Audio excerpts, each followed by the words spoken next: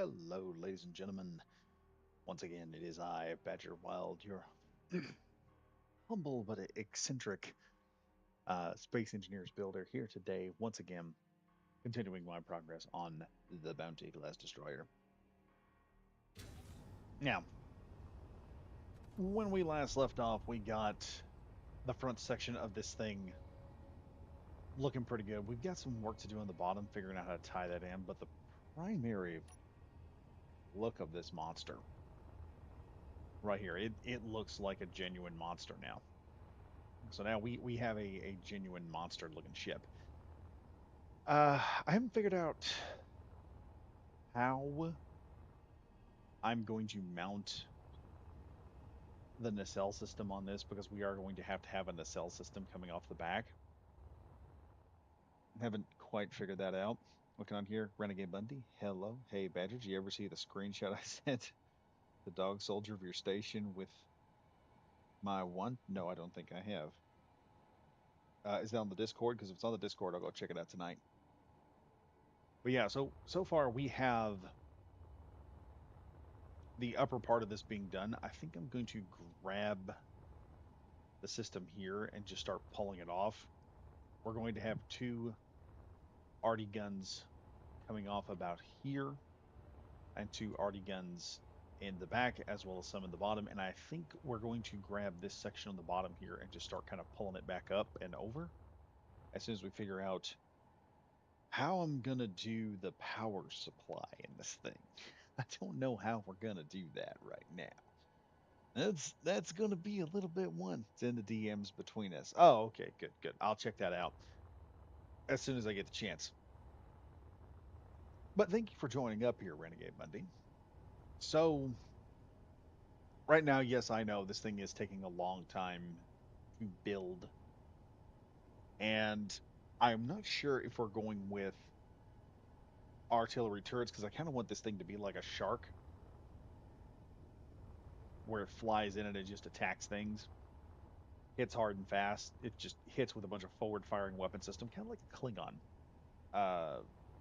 Kind of like a Klingon ship, if you know how their ships operate. So what we're probably going to do is we're probably going to cut some of this and start working upward into kind of a curvature going back, and then have the arm sections come off, and then figure out the power supply. I've also got to figure out where to put my jump drives at. Because dear God, I'm at it's 11:08. Why are you streaming? LOL. Because my kids' jujitsu class went a little late, and things we ended up going and doing some stuff, some shopping afterward. I hadn't planned on it. It was my fault. I should have known better, but you know, wife and all, you have to do that stuff. So I'm thinking from here, we're going to.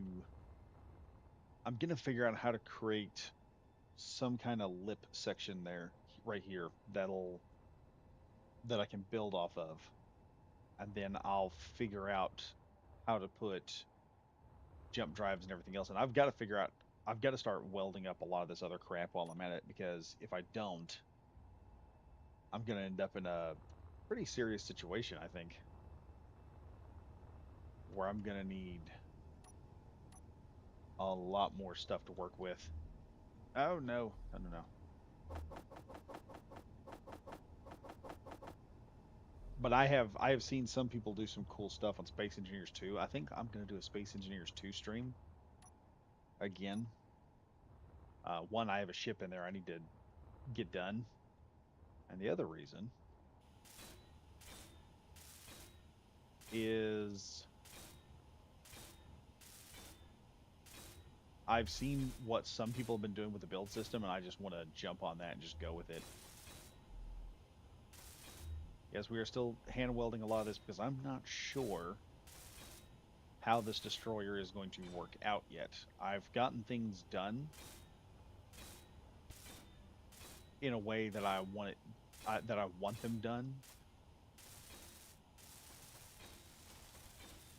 but we are just going to hand weld up what needs to be finished at the moment.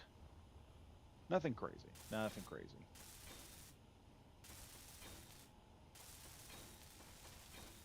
Yeah, I'm gonna start live streaming more because like I said, I've been. What was that? I just had a nice warning. Oh, I've got my There we go. I had all those signals on. That was causing some issues.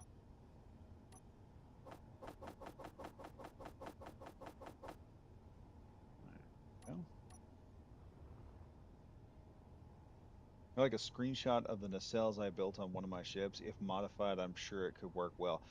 Yeah, you can. The nacelles I'm talking about are the ones like I did on the Miranda before we lost it. That was a that was a tragedy in its own right. Okay, so we have all that figured out. That steel plate is continued. I am going to cut some of this out here and probably replace it with some interior blocks. As I was saying about the and we'll just get this area here figured out because this is going to stay the same no matter what happens now. It's going to be exactly the way I want it.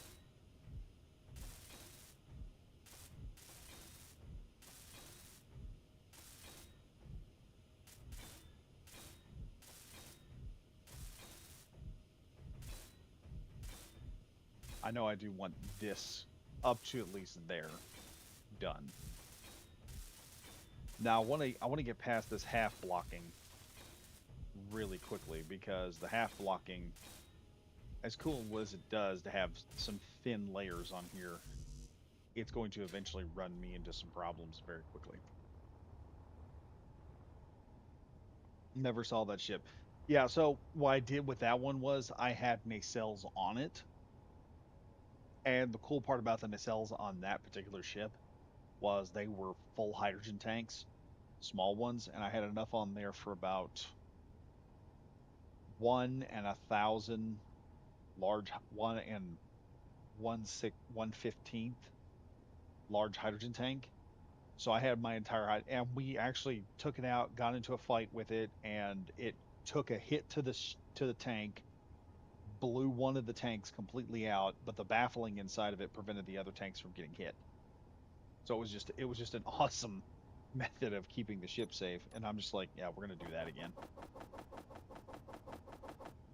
This time, however, I'm going to modify the nacelles so they do a little bit different.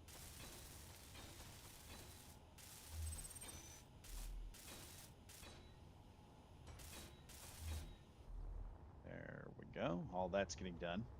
So you can see right here we have this large section, and I think I'm going to probably do something that's going to pull this out a bit more, or I'm going to drop this down a Energy bit low.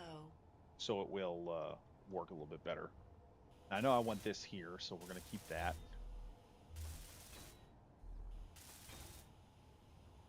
And we're just going to run down this section here.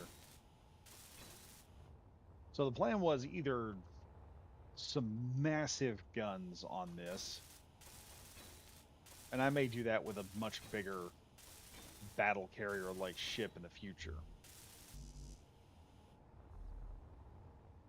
There's no plan on doing anything else. So we got all this going on. I need to figure out how to tie that into the ship so that the nacelles work and I can still get there. So I'm gonna have to make those like triple thick, I think. I'm gonna have to make them like 3 blocks thick and then kind of curve them back and around so it has this really menacing looking shark look. Because that's been the thing. I've been sitting there talking to Dog and Eli and all of them been saying, we don't have any like mean looking ships. We have, don't get me wrong, we have mean looking colors, but we don't have any mean looking ships. And I'm just the mindset of, yeah, we're gonna build a ship that just looks mean. And I may put him on I will definitely actually put it on the workshop so you all can see it. So, like I said, what I'm gonna have to do is I'm gonna need to find a way to tie this in. And I think if I double this and I put a trench in there somehow, I could probably make what it is I want to build to get the nacelles in there. The other kicker is once I do it this way, I'll have to have the cannons up top, and I plan on putting four, um, probably about four assault cannons on top and bottom, and then lining either having an artillery cannon up here or something. I'm not sure how I'm going to do that. So that's a kicker in its own right. I don't know how I'm going to accomplish that just yet. While I'm at it, I'm going to go ahead and just we're going to grab some steel plates, finish up this last little weld right here, and then I'm going to figure out these windows.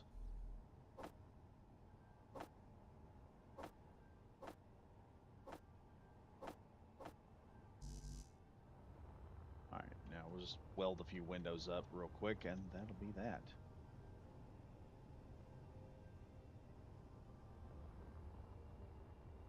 But I like how I've been messing around with the Space Engineers 2 build system, and I can tell you right now, you're going to need. I'm running my PC on this PC I've got. I am eventually going to get an upgrade.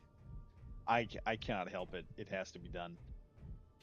And watching and looking at it, I really want to get an upgrade for Space Engineers 2. There's also some games that just will not play because I don't have the memory, I don't have the VRAM, I don't have the graphics card. Space Marine 2, for one thing, I've got it and I haven't been able to complete it because it keeps crashing on me. Because the graphics card's just like, yeah, I can't do this, man. We've had a good time. We've had a good run. Now, if I could, I would take my graphics card and I'd daisy chain it to an even bigger graphics card. And if I can know I know it can be done, but I'm afraid it's going to be a little too outside of my technical capability. So probably not going to happen. But yeah, you can see right here we've got this nice little area built up already. And I kind of want to put some stuff down here and also an area where we can come down and operate. I think we're going to have one area here that is going to go down like a universal one deal or a staircase that I can go down and just you can hop right into it, and just go down layer by layer. Probably going to have two double layer floors. So you'll have to go through two layers of floors. Yeah, you'll have to go through two layers of floors to get to the next. Well, no, we don't want to do that. Do I? One layer, that's two layers. Yeah, that's going to create issues. So I guess we'll go down one layer at a time. I'll have to put a floor in here and a floor in here, and then whatever we're going into the ship. So there will be probably living quarters up in here. Then engineering and storage. Probably. Well, actually, no. We'll do engineering and storage on the bottom.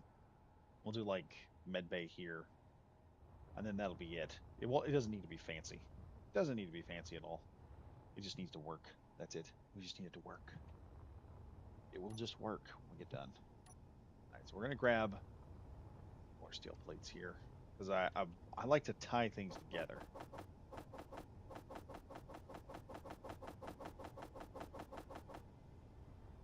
Okay. So the issue I have here now is kind of interesting because on the one hand, I think I can do this. I think I can put this. Well, no, I can't because I have that tooth in the way. And this is the problem with these particular type of locks. So, because I want this to come off and be a sort of like a trench in Star Wars. And look, do that. Actually, before we do that, let me grind this, and we are going to weld as much of this here as I can. There. That way I can see exactly what I'm doing, because that's going to be kind of thin in its own right. we'll do that there, there, and then add one of these. It's going to go this way for a tad, so we're going to put that small one there. Flip it like so until we get to this point here. And I don't know what's going to happen over here. Because like I said, I'm trying to tie some of this together in a way that'll work. So number 5 here. So I can't put it over here. If this were Space Engineers 2, I could do that. And that's going to be the fun part of Space Engineers 2. I'm going to have a lot more things I can do. Okay, we do this. And then I suppose let's grab number 4. Then 6.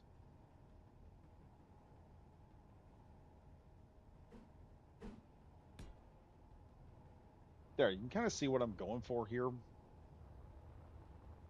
Giving us a little bit more intricate piecing in there, and then I'll figure out how to carve this in and make it work.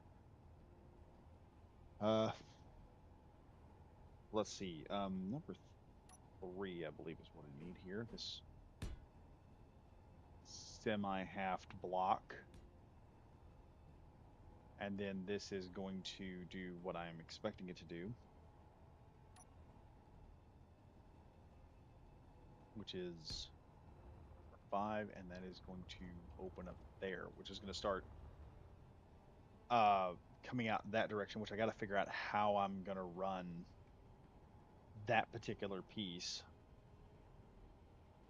there, because I don't know how this is going to extend outward. I need to extend this slightly this direction, and I want it to come back pretty far because I'm probably going to try and bring it back in a bit more. But I want it to look like this thing has fins on the side of it. And the nacelles will probably come down to about here, leaving some empty space in the bottom, and then I'll pull this back and add a couple things in the back here. But yeah, this will start to engineering, which I'll probably have, God, one nuclear reactor, one large one.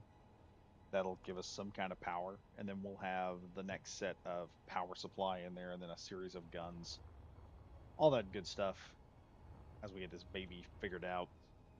That's the thing, man. You just got to figure out how to build stuff, and it's a daunting task. Now the kicker here is how sharp of an angle do I want? I've got a fairly decent angle there, but if I make it too sharp, it's going to come back, and it'll look good if it comes back like that. I kind of want to do that. So what I'm gonna do is I'm gonna pop this in there. No, not like that.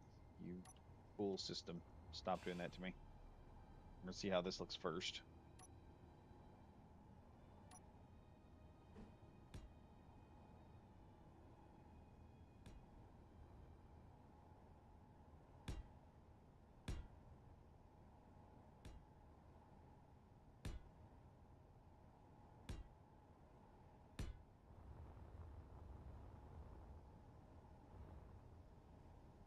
So that's coming off there like so. You can see that angle coming off.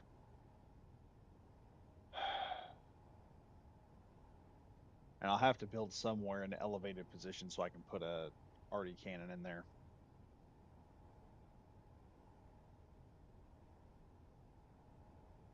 I'll probably have cannons on both sides. So this thing comes in, it just locks on and it's forward facing firepower all the way in.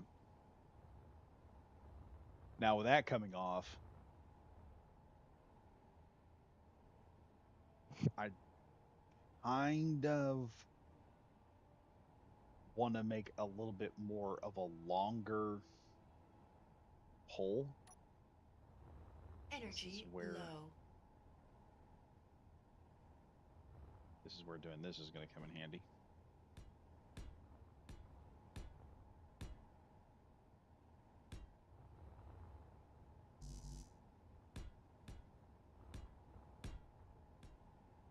And the nacelles this time around are going to be kind of angled outward.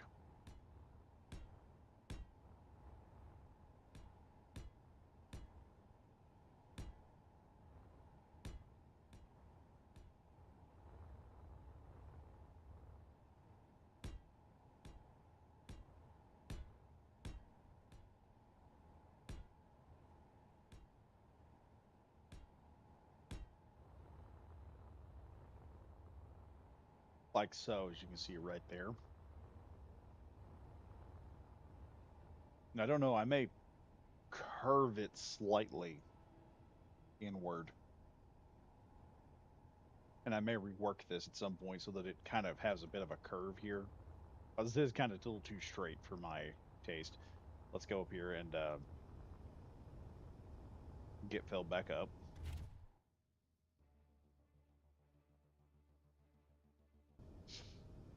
I wish I had a way of looking at this while I was. That's annoying. Oh well, we'll just charge back up and I'll go in there. But yeah, so you can kind of see what I'm kind of going for here.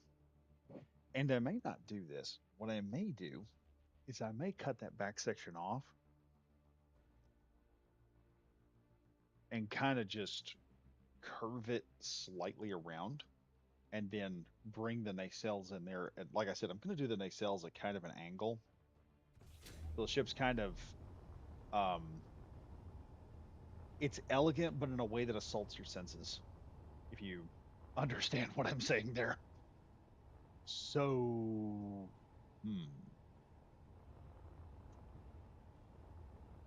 this has got me thinking here.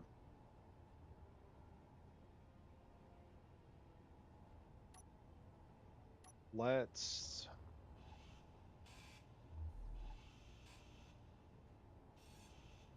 try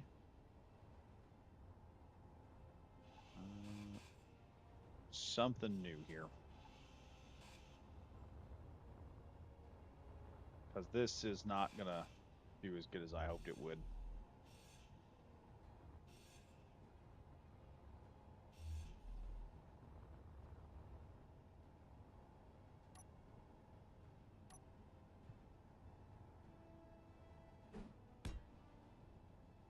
And then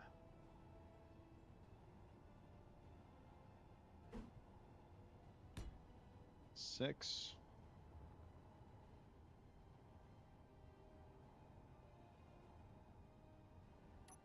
We'll pull this number 5 here. Do that. I don't know. Should I do that once more? He's really going to pull the guns back.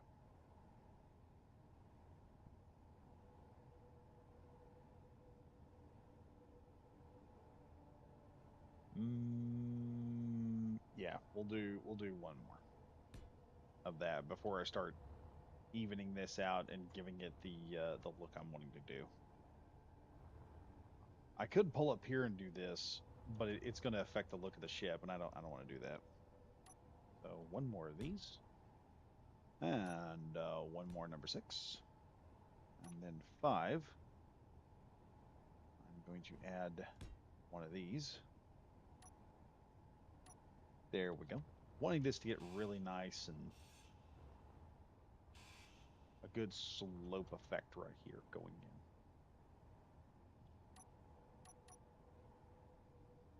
in. Let me see here.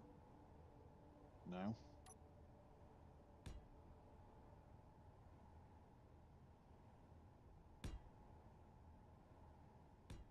Do that. And then let's see.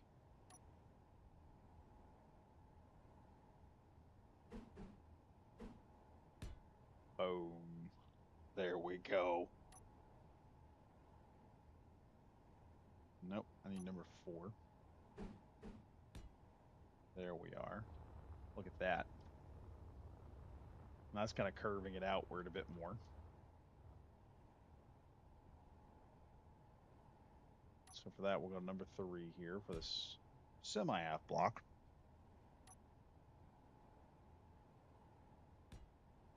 Five.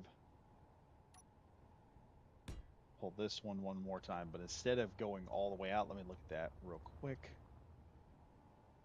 Yeah, that's going to make an interesting looking deal, and I'm going to keep 3 blocks right here just for that, and that's how we're going to start coming back with the old nacelle here. So 6 again. Or no, we need 5. And then I'm going to pull 6 in. We're going to get the other one. And then I may add a bump here somewhere. But now I need to start building this back over here so we can have the one look going into it. And then I'll thicken that up. Maybe add a rib or something on top, making it look good. And then I need to bring an angle downward. Yeah, I need to angle that downward.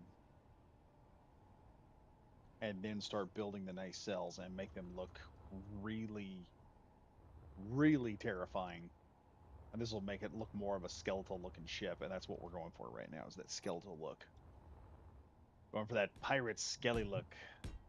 Because everyone makes elegant things, and I'm not against elegant ships.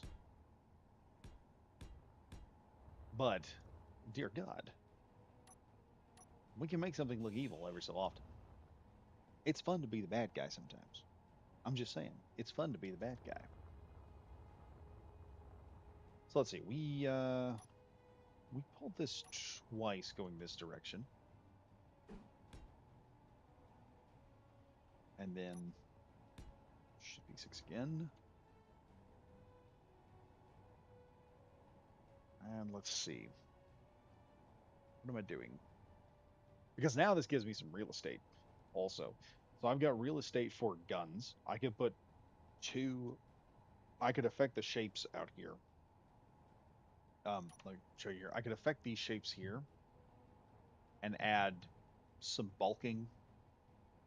I could have my 4 artillery cannons that I want in a formation so that this thing can just pound away. I can also put those artillery cannons on the bottom of this too.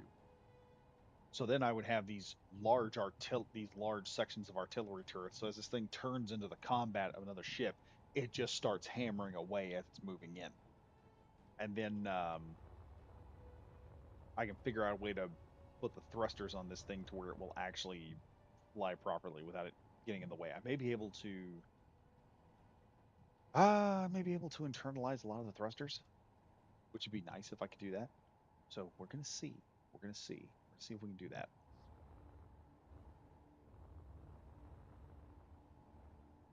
So the next piece going in here, we're gonna use one of these. Because we now have to, no, not there. God. That's annoying. We now have to transition.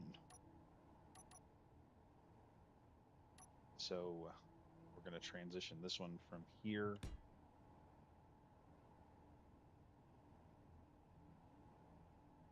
to probably this look. And then do one more. And yeah, that's going to make things look pretty interesting in my opinion. And I can actually have, I'll actually probably be able to build access to the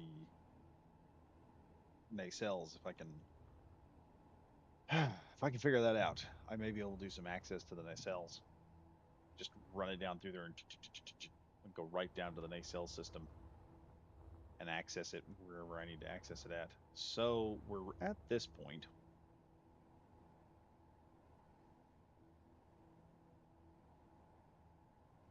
I wonder if I should have gone like that. I think what we're going to do for now is I don't think I need to go here just yet. I need to figure out, because I may decide to do something else. What I'm going to do is we are going to continue this, what we have so far, to the other side. Because at the very least, I know this is going to work. And I've got room here for possibly one cannon. How big is the artillery cannons, by the way? Yeah, so we've got room for one artillery cannon here. And then all the way over here, we have room for another one. And then I can reverse this on the other side, and we'll have artillery cannons on the bottom lighting things up as this ship comes in and starts its attack run, or its attack runs, and it starts hammering away at everyone and everything in its path. So we've got that going for us. So let's go ahead here, weld up these pieces.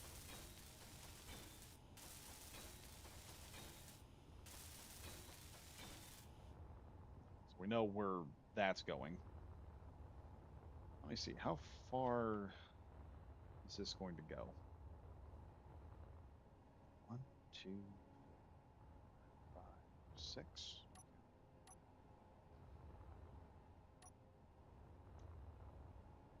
One,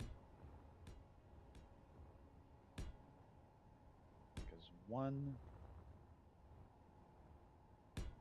now 1, 2, 3, 5, and 6. A little further than we're supposed to. Where did I judge that from? Is that correct? No, it's not. We'll go ahead and we'll cut that off there. That'll be nice. So, I'm going to tell on my kid a little bit. Low. My kid has simultaneously put, probably put me on the school's watch list and made me an infamous nightmare to other kids at the same time. So I I pick up my kid. My kid's been picked up from school. We're going to Taekwondo, and I ask her how her day is, and she starts telling me, about all this. And she's got this one kid that keeps picking at her. We all had that one kid in school. And so what happens is she apparently comes in there in rare form, and so the kid that's kind of picking at her at school, she starts to get one over on him.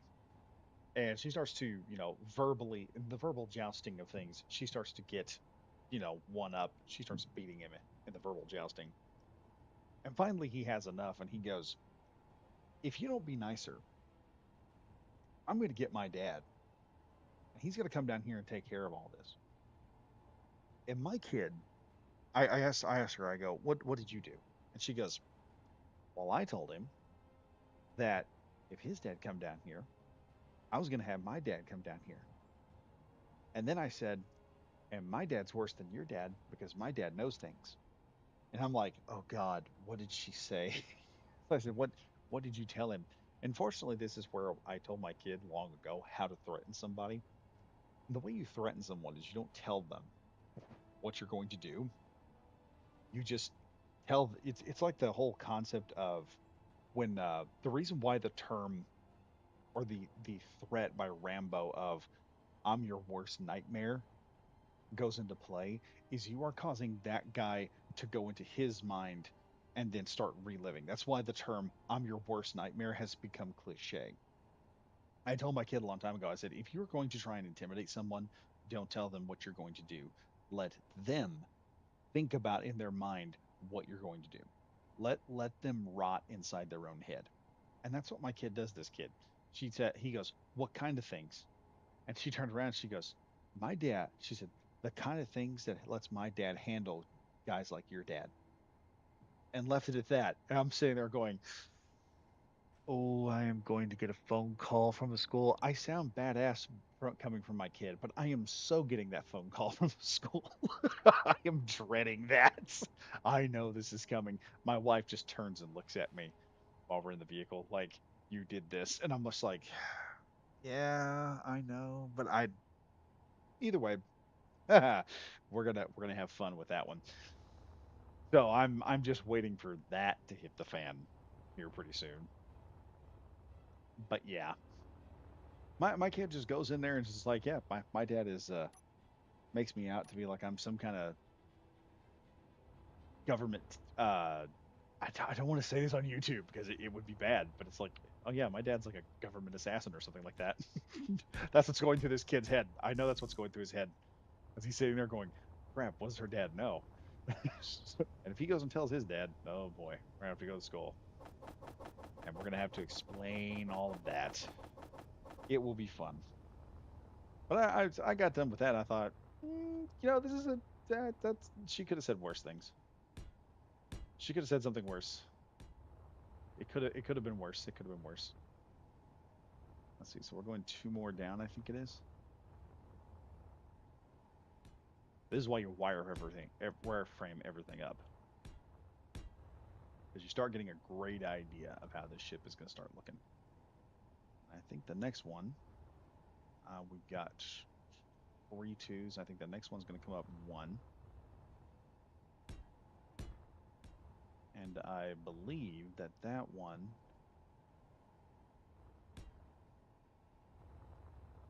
Let's see, how far does that go? Six. Okay, so that comes off six. So I just need three more in here, I think. Moving too fast. Moving too fast. But yeah, that's going to be a very, like I said, that's going to be one of them conversations. I'm going to have to go to school and have to talk to the teachers who already, I can tell, have a feminist icon that they really like. And I am just not going to be that guy they're going to be too thrilled with. Two, and the next one's that's going to come out another two. So then we have two there. And then I believe this is coming out to two, I believe. Let me check here real quick after I cut this off. Uh-huh. Uh-huh. Okay, so that comes to there. Got two there and two more. And wait, let's look here for a second. What do I got here? Yeah, yeah, that's going to be just about right. That's going to happen. So yeah, it's nice to know that when my kid actually gets a boyfriend, I'm going to be able to scare the crap out of him because that's where we're going. That's what's going to happen at some point. Okay, let's look here. So we're going to set these blocks in first.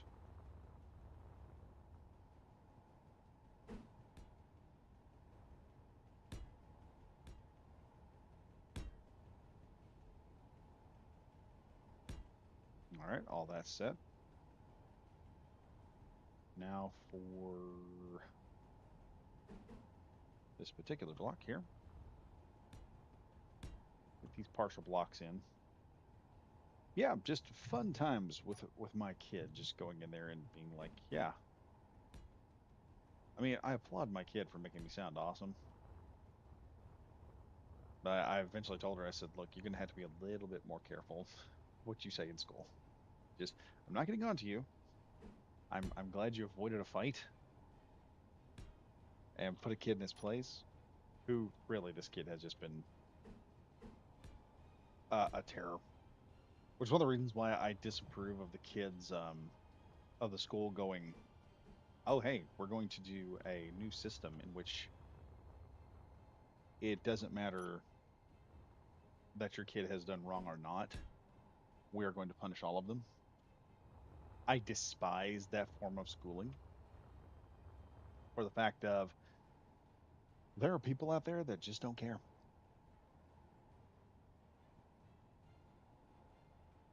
Literally, there are students out there that just don't care if your kid gets a good education or not. They understand that you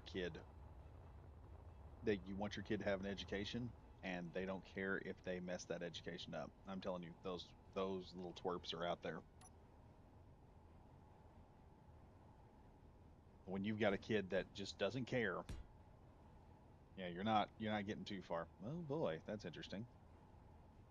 That's not going to work. Let's look here. So I had guys like that in school who were just like, yeah, I don't care if I get an education or not. And I remember dealing with those people. It was like there was nothing you could say because they understood how the system worked. And you were like, we're both going to get in trouble. He's like, I remember the kid. I said, why are you doing this? We're both going to get in trouble. And he goes, well, he said, yeah, but he goes, I don't care if I get in trouble. I was like, oh, okay. Oh, well, that ain't right.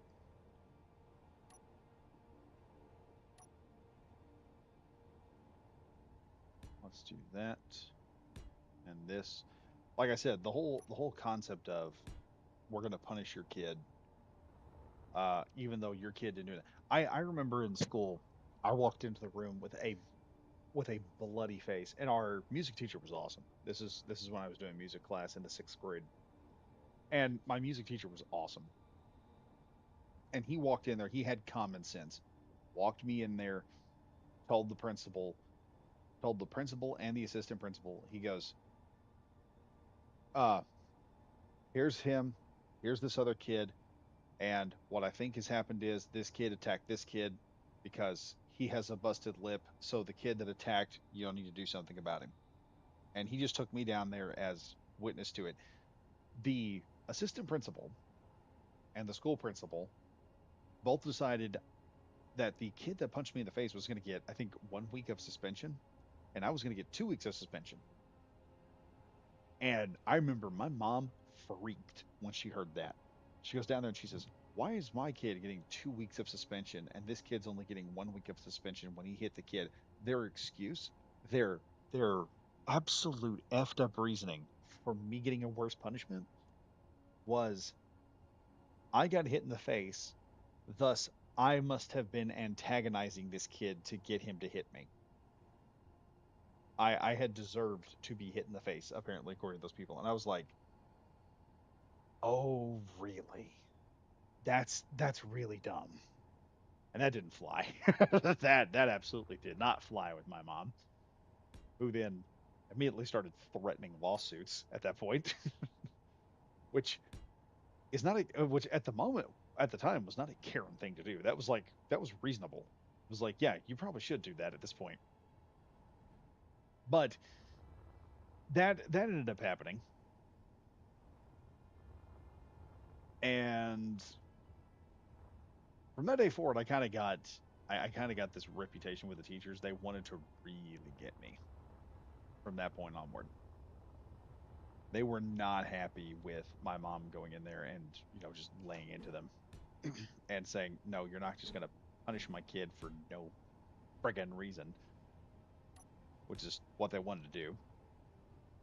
And she didn't allow it. They didn't like her. She didn't like them. And it just kind of stayed that way for a long time afterward. And there were other teachers. Here's the thing they don't tell you about protecting your kid. There are teachers in there that will just screw with your kid's life. Energy low. I remember going to school, and I eventually tried to do sports when I was younger. I was a bit of a nerd, if y'all can't tell, with all the Star Wars and and Star Trek references. So I went out for track because I could run. That was one thing I was good at. Kind of an Eye Shield 21 kind of moment going on there.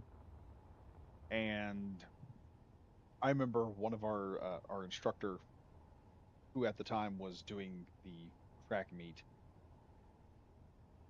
disliked me so much because of what had happened. Because in the in the faculty's mind, it wasn't that they were wrong in punishing both of us. It was mom had come in there and helped me escape justice as far as they were concerned. I needed to be punished as far as they were concerned, which is a fucked up way of doing things. But that's how you deal. That's how this happens. And we were going out to a track meet. And I remember we were told a specific time, me and all, because I ran distance, I could do the 4 mile run. And first 4 mile, I did about like every other kid did. But we had two people that just stopped running. They just stopped at about the 3 mile mark. I kept going because my dad said, you better finish this. You better not stop. You better finish it. So I did. I finished the 4 mile. And that was the first run. And we did one more championship, which I did pretty, one more meet, not championship. We had one more meet. And I did very decent on that one. I kept up, had a fairly average pace, but I was getting better. Showed marvelous improvement, in my opinion. Then came the day of the second meet or the third meet. And this particular coach was part of the faculty that thought, yeah, Badger escaped justice. And so we were told a specific time to be there. We all showed up. We're all looking around, and the bus is not showing up for some reason. And after a couple of minutes of waiting, someone come outside. One of the faculty members comes outside, and we're like, "Hey, we're waiting for the bus. When is it? When's the bus going to be here to pick us up? Because it's been, like 30 minutes. We're going to be late." And the teacher very smugly looked at me and goes, "The bus is already gone. You've missed it, and you are not going." And we asked what time the bus left, and they gave us a time frame that was 30, no, 45 minutes before the time we were supposed to be there. And later on, we found out through the grapevine that he did not like me being on the track team because like I said, I had escaped justice in their eyes. I had escaped the system in their eyes.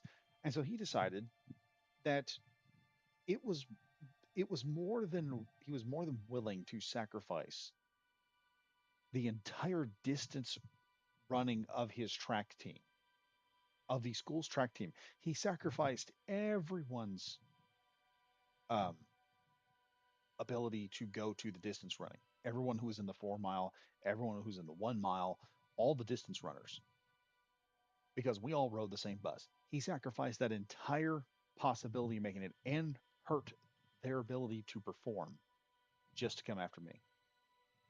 And when I went and confronted him on that and said, "This is not fair to them. Whatever problems you got, we just need to deal with it." He said, "Well, they are going to keep having problems because you're here and it will always be your fault." And I was like, "Okay, F you, dude." I said, "That's what you want." I said, "You want out of here." And I left. And then uh, him and dad got into it.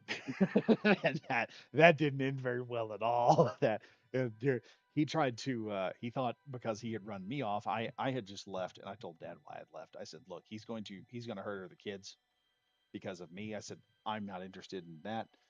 I said, "I wanted to do this, but I'm not going to be able to." And my dad went and confronted him. He kind of got cross with dad. And after that, he just wouldn't look at me anymore. So I don't know what words were exchanged between him and dad, but he was apparently not as big of a punk. Of course, I mean, you are pretty much a punk if you're out there picking on a kid. Okay. There's a reason why we have laws that say you can't beat a minor, even though sometimes they might deserve it. And I have run into kids who I can guarantee probably deserved a butt kicking because their moms and dads never gave them a good one.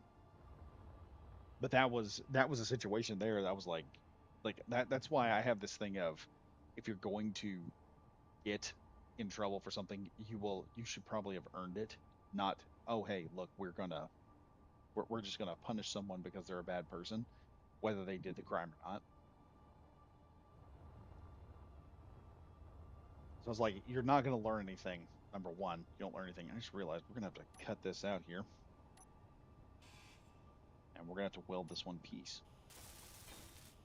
But yeah, it's one of those things where you run into all kinds of people, and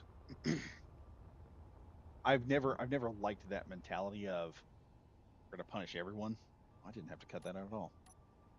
I've never liked the whole, we're gonna punish both sides of a fight, because you, in a fight, you have to have someone who is starting it, and the person who has thrown the first punch, they are always wrong. Okay, unless, because here's the thing: in order for the first punch to be thrown, the only way you can throw the first punch is if the other guy is actively throwing the punch at someone else. If they're like, well, I'm going to go over and I'm going to take this. Let's say there's a kid over there who's in a wheelchair, and he says, well, you know what? Screw you. I'm going to go over there and I'm going to attack this kid in the wheelchair who can't defend himself. That's when you can throw the first punch, when you're defending others from someone who's blatantly made it known, yes, we're going to hurt someone else. That's when you're allowed to do that. But when you're sitting there and you're trying to tell, you're not teaching kids anything when they're sitting there going, hey, you know what? I did the right thing. You got a kid that, when you say, because here's what happens. You end up in a situation where a kid says, I'm not going to fight because it's advantageous to me to take the hit, because they think, if I don't fight, I'm not going to get in trouble. And then you come in there with a kid because mom and dad has said, don't fight. You better not start the fight. Now you have a generation of parents who are going in there going, yeah, you know what? You need to not only get the kid, you need to get him down and whoop this tar. Because this is what my dad told me after it was all said and done. He said, they're coming after you, whether you like it or not. He said, I've told you for years you were tough enough to take the blow. He said, but now I'm rescinding that. And my dad said, you get a hold of the kid, and you get him on the ground, and you beat that kid. You do not stop hitting that kid until the teacher pulls you off. Because, yes, you're probably going to get in trouble, because I didn't get suspended. I got in school suspension where I had to sit down there and do schoolwork all day, which I enjoyed because nobody messed with me. I could just get my work done real quick. And then the worst part of it was, once you got that done, they pulled out the dictionary and said, now you need to start copying the dictionary. I'm like, what is this going to do? What am I, like a monk? What am I? What do y'all think I'm going to do? Become a monk in some Catholic monastery out there, scribing out the Bible in different languages for the rest of Europe? No, we're not going to do that. I don't understand the whole point of that. That was, that was some stupid stuff right there. But the problem is, you end up with kids who are saying, who, when they look at fighting and they go, you, I'm not going to fight because mom and dad said I'm not going to, because I should take it. And the idea is, oh, if you're not fighting, you won't get in trouble. Well, now you get in trouble whether you fight or not. So then you have these kids that go in there, and their parents who didn't know about it beforehand, they get into fights, and that other kid will just beat the stuffing out of them. And sometimes you'd end up with some vicious kid who had like issues at home, like, let's see, 13, 14 years of abusive father coming in there, and now he's got somebody he can beat on, like his dad could beat on him, and it's your kid suddenly. And he decides he's just going to whoop the snot out of this kid. And some people are like, how can another kid kill another kid? I I can tell you right now, a lot of times that other kid don't fight back. That's just how it works. He thinks he's in the right, and he ends up getting killed because, in his mind, he shouldn't die. There shouldn't be a way. He thinks if he's just tough enough and he survives it. Sometimes the teacher don't get there in time, and that's the problem with that nonsense. That's why I tend to. I tell my kid all the time. I'm like, if you are honest with me and you tell me what's going on, I will believe you over the teacher every time. And I've told her that. I said, I believe you over the teacher every time. I don't care what that teacher thinks. You're the first one I'm going to listen to. You're the first one I'm going to decide whether you're right or wrong. That is it. And I have kept that promise every time. We had a situation happen. One of the teachers wanted me to sign a document. Buddy, you should have seen the fear in my kid's eyes. She goes, they said you have to sign this document, Dad. And I said, I ain't signing crap. She goes, what? Like, she thought something horrible was going to happen. I'm like, I'm not signing crap. I said, I'm going to go down there and talk to you teachers. That's what's going to happen. I said, we're going to discuss this. I said, they don't send me a letter telling me to sign over that you were in the wrong and they were in the right. I said, if they need me to sign a letter saying that they were in the right and you were in the wrong, I said, they weren't in the right in the first place. So I'm coming in there and I'm going to just whoop this. I'm going to go in there and I'm not whoop this, not. I'm going to go in there and just jump on it. Renegade Monday. Also, I posted the nacelles into your Discord. Okay, cool. I'll take a look at them because I don't think we're going to get to the nacelles tonight because it's like 12:01 right now. But I am getting these wings, the wing parts for the nacelles done, so we're going to have that finished. I've got to figure out how to. I need to fix this area. I may just widen this to accommodate the teeth so that it's kind of smooth, and then come up with another way of doing this later. Let's see if I can get the bottom of this done before the night's over. But yeah, that's the thing that I really detest the whole zero tolerance nonsense. Zero tolerance is going to get. I tell people all this all the time. They're like, "What do you think of zero tolerance?" I said, "You're going to get some kids killed." You want to know why you've got some students in schools who have a very unhealthy. Let me see here. The nacelles have wing kind of. Okay, cool, cool. Yeah, I'll check that. I'll definitely check that out. I'm gonna see what you did because I might be interested in it. I don't know. Depends. Depends on how this here is going to work out. But yeah, the whole oh hey, you're we need to have a zero tolerance. That's the stupidest thing I've ever heard of. It doesn't stop another kid from hurting a kid, and you are going to end up with I can tell you this right now, and I'll say this, it'll probably get me in trouble. But zero tolerance, in my opinion, is why you have more school shooters because you have a kid in there that has done it the one way, and they did what they thought was the right way to handle the situation, and then the whole system says, no, you're not. We're not going to say you're right in that at all. In fact, we're going to get even harder, and we're going to punish you even worse than what you would have if you just, even though you don't throw a punch. And that's the worst part of it, because when I going back to the kid that I got in trouble with, the worst part of that, and I remember going home with my mom and telling her this. I said I got punished worse because I did not throw a punch. And that was the worst part of that whole nonsense because I was like, I as a kid, you don't understand why you did you did not engage in the fighting. You did not try to do you did what was right. And then all of a sudden some adult comes in there and says, "Well, we know you tried to do right, but we're going to punish you anyway."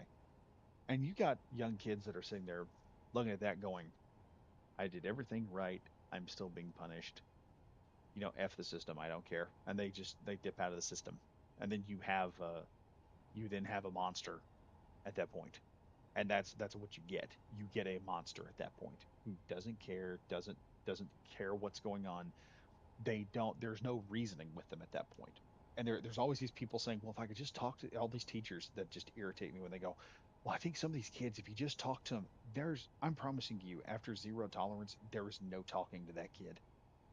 You are not going to get through because he's already hurt. You cannot get through that kid that taking this action, we all know the action he's going to take is wrong because at that point he's like, no." And I've heard some of these kids when they talk. It's like, yeah, I kind of understand because I've been a victim of the zero tolerance system before when I was younger, and I'm like, yeah, I understand that. I understand the whole anger of because you feel that the first time that happens to you, you feel it. Have it happen over and over again? Oh yes, someone's going to be angry about that. Renegade Bundy, I feel the ship design as a fighting craft will have some glaring issues, hull integrity wise. Uh, That depends. Which one, mine or yours? I understand mine's going to have some integrity Energy issues. low. That's not something I'm worried about. I'm just doing this for fun. We're going to make a fun ship. We're gonna I try because the thing is, if you try to do integrity ships, I've got to either do you've either got to take a bigger ship so you can do the artistic stuff, or you've just got to settle with the artistic problems. And character flaws are a good thing. To quote Emmerich Otacon, it's a character flaw. People just aren't interesting without character flaws. Let's see. Renegade Bunny. I feel some parents would hate me as a teacher because I let the fights happen as long as both sides are having at it evenly. I'd then say try keeping the fighting to a minimum. Honestly, I tell you what they should do. They should take both kids, give them paintball gear, and just turn them loose into a 2-man in like a gulag paintball match, and just let them go. You know, get the frustration out. That's all you need to do. Just let the both of them work it out, because that I can tell you right now, I've seen more people gain respect after actually going at it than two people who honestly didn't. Or better yet, put both of them on like a game. I tell you the best thing. What was it? What was it? It was one guy. I can't remember who it was. Someone in the comments may know. But there was actually a dude one time who was just belligerent with this one other guy online because he was kind of a scrawny looking dude. You know the guy from let's see, y'all ever remember Z Nation? I remember the guy in the Arctic, just the nerdiest looking guy you've ever seen. And he is there was a dude, he looked almost kind of like him, very nerdy. And this other guy was kind of a jock, jumping all over him. So finally, the two of them meet in real life, and they go in there for like a Mortal Kombat match, and the nerd just like dominates him in the match. It's so bad. It's like a beat down like you wouldn't believe. Video games, two people can compete on equal terms. It doesn't matter. They can compete on equal. Best two. Here we go, kids. Okay, you have problems. You have problems. Here's Mortal Kombat. Best two out of three. Just go for it. Okay, get it out of your system. The one who wins, they're right. Okay, we'll just go from there. Some people don't like that concept, but sometimes there's some people just aren't going to listen to anything else. Let's see, Renegade Bundy. Both the sword and the pen are as important as each other. The pen should be used the most, but the sword should always be ready to go when needed. Yeah, my uncle who fought, my great uncle actually, who was in World War II, a machine gunner, fought in the Bulge. His advice to us all the time was he had this saying. Whenever we thought about fighting each other, he said, "Now remember, boys, war is always the final argument." We didn't realize what that meant until we got older, but it was a good saying because I sitting there going, "Yep, but war is always the final argument." I think I've told my kid that once or twice. And remember, kid, war is always the final argument. That is the truth. It is always the final argument. You will have that arguments will be solved once you commit to war. Somebody will be right, somebody will be wrong. It never fails. I'm gonna look here. What have we got going on here? How'd I do this? Okay, I see what I did there. Ow. But anyway, going back here, let's use that one. Let's use 5. But yeah, like I said, it is the way some people just respond, and mostly it's some individuals just cannot stomach violence. It's like you don't have to be the one to stomach it. You just have to be the one to, keep it under control so it doesn't get out of hand. Let me see here. How am I gonna? I think I did this, and then I need number 6 here. That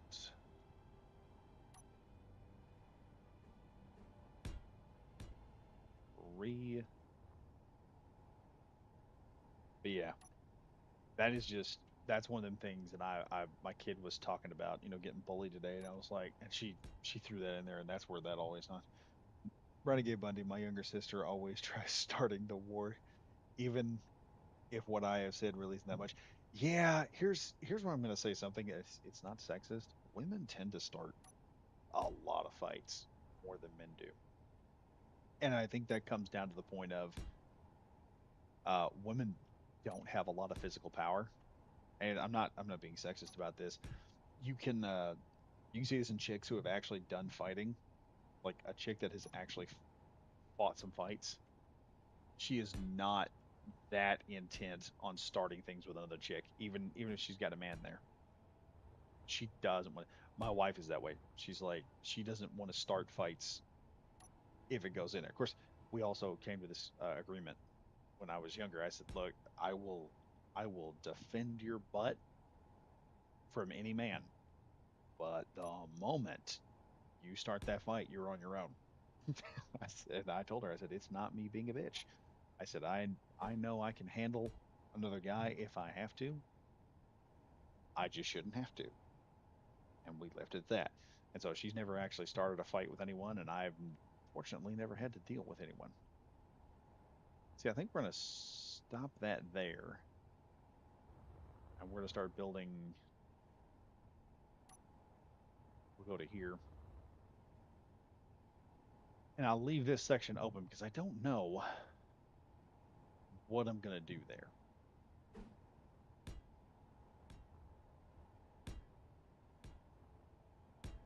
Because I may, and this is why I'm kind of leaving that alone. I'm probably going to have that come down a bit. I don't know how the distance on this is going to work until I get this somewhat where I want it to be. And I also don't know how I'm going to tie this into the other side. I may create a section where I can put these blocks into place. I don't know. I don't know.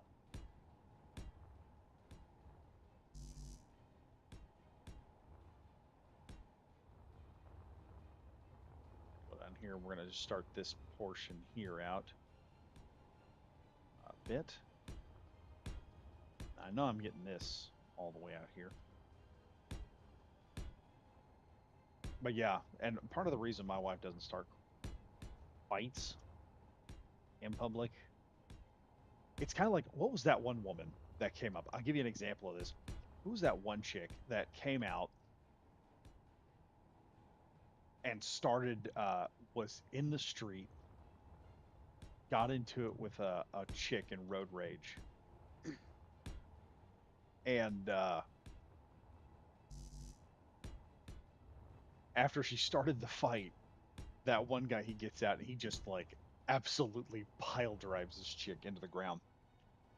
And I showed that to my wife. I said, "Hey, babe, what do you think of this?" And she takes one look at it. She watches it go down, and she goes, "I think that chick has never. She has done this before. She what happened was she like slapped him when he came out.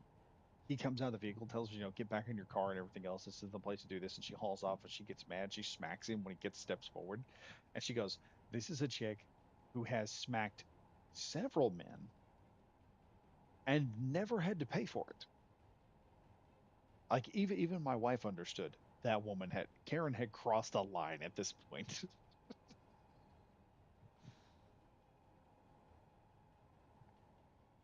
Yeah, but they start the fight and drag everyone else into it. Yeah, because you need backup when you can't when you have less bone density and less muscle density than the person you're starting it with. You have to drag somebody else in.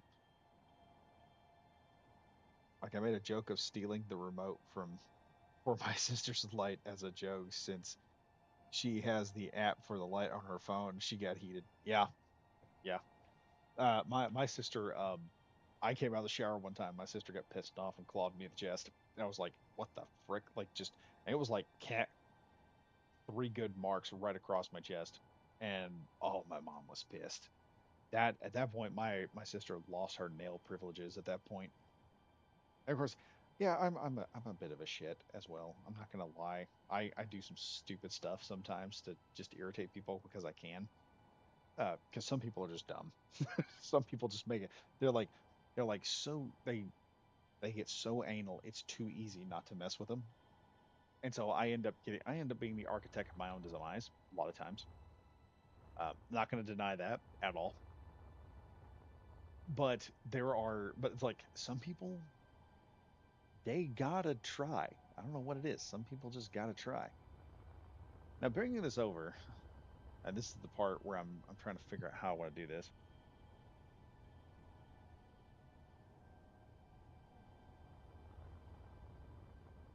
I kind of want to drop this thing hard. I think. Let me do this.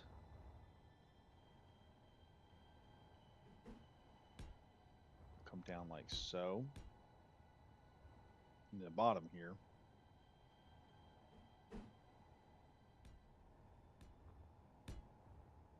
Okay, we'll do that.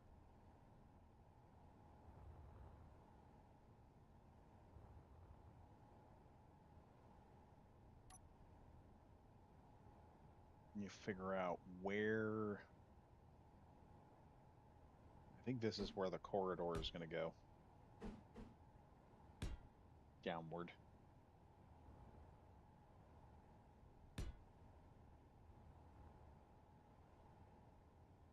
I'm going to flip that.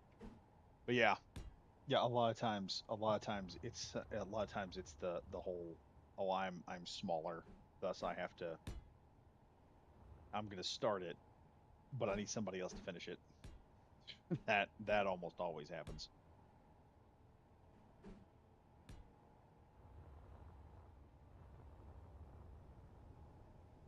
Oh yeah, that'll look cool.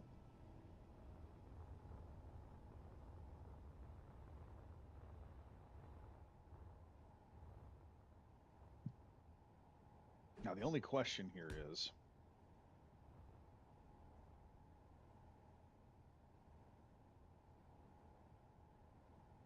and it should work. It should work just like that. So it should be able to go in there and just really mess around with it. I have a scar, Renegade Monday. I have a scar on my wrist from my older sister digging her nail into it when I was young. Yeah, this wasn't like a digging a nail in.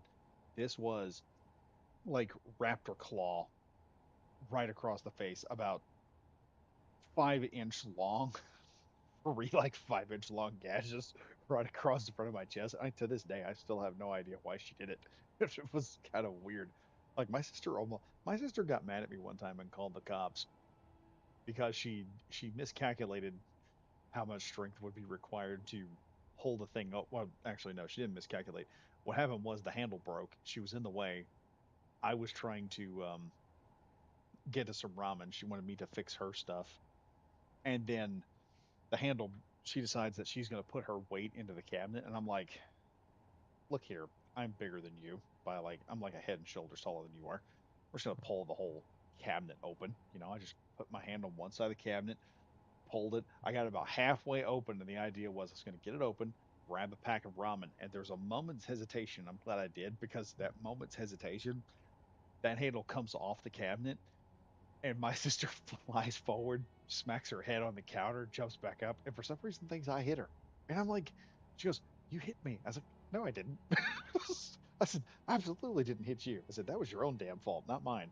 He's like, "No, no, no, you hit me, you hit me." All sorts of dumb stuff. Then goes over and calls on the phone, and I think in my mind she's calling mom or something, and I'm like, this is gonna be one of those things. So I go over, and I stop the phone, hang it up. I'm like, "Look, you don't need to do this because you're just gonna make mom mad." And she runs off. Next thing I know, the phone calls back. I'm like, "Yeah, hello, who is this?" And they go, "Hey, this is the local police department." I'm like, "Oh shit." I'm like, "Yeah." They go, "We got a phone call from this residence." I'm like, yeah, that was a wrong number." And they were like, "Are you sure?" "Yeah, yeah. I was trying to," because the pizza place we had in town at the time had the same digit number, but it was like one digit difference. And I said, "Yeah, I was trying to call the pizza place, and it didn't. I pushed the wrong button. I pushed a two instead of a one." They're like, "Oh, okay." And I turned the phone off, and I held on to that for years. I held on to that, I think, for about 6 years. 6 years I sit with that. And the next thing I know, my mom is in the room because my mom thought my sister could do no wrong. And I'm sitting there listening to my mom. Energy low. And my wife is fuming. at the time because she's just mad as a wet hen because my mom's sitting there talking up like my sister. She's talking her up like she's the shit. And she's sitting there talking, and I get enough, and I look at my mom and I go, you know, so and so is just not as perfect as you think she is. And then I let that little bit of information slip, and I told my mom what had happened, and my mom goes, she did not do that. I said, yes, she did. She's like, no, she did. That's just stupid. No, she did not. I said, you know what? I said, why don't you call her and ask her? I said, you know what? Better yet, just text my sister. And I said, tell her, ask her if she called the cops on on me when we were younger. And my mom, and of course, my mom knew what time it was because this was the moment where, again, I'm being punished for stuff I didn't do, or, well, yeah, stuff I didn't do. I was being told I should do all the, and this is what was happening. You basically, mom goes, y'all need to get everything done, and you need to get all this stuff done before I get home. All these chores, clean every room in the house. My sister would sit there and wait for me to get it all done, and then we'd either both get it, and she knew. Like I said, again, if the bully knows that you can both get in trouble, then they don't care because they're hoping you're going to be the better person. I finally told my mom, I said, I'm not doing any of this. She goes, why? I said, because I do all the work. She goes, no, you don't. Your sister does work. I said, no, no, no, no. I said, my sister doesn't do any work. I said, you need to, I said, here's how you need to solve this. She goes, what? I said, you give me half the house to do. I said, you give my sister half the house to do. I said, make it equal. I said, I will sit back here and accept you are able to give us an equal run. Not a problem. Do that. I said, and whoever doesn't get their stuff done is the one that gets in trouble. And that's how that entire fight got started between me and my sister because she didn't do her half of the house. And she wanted me to jump in there and help her with her half of the house at the last minute. And I said, "No, bitch." I said, "You're going."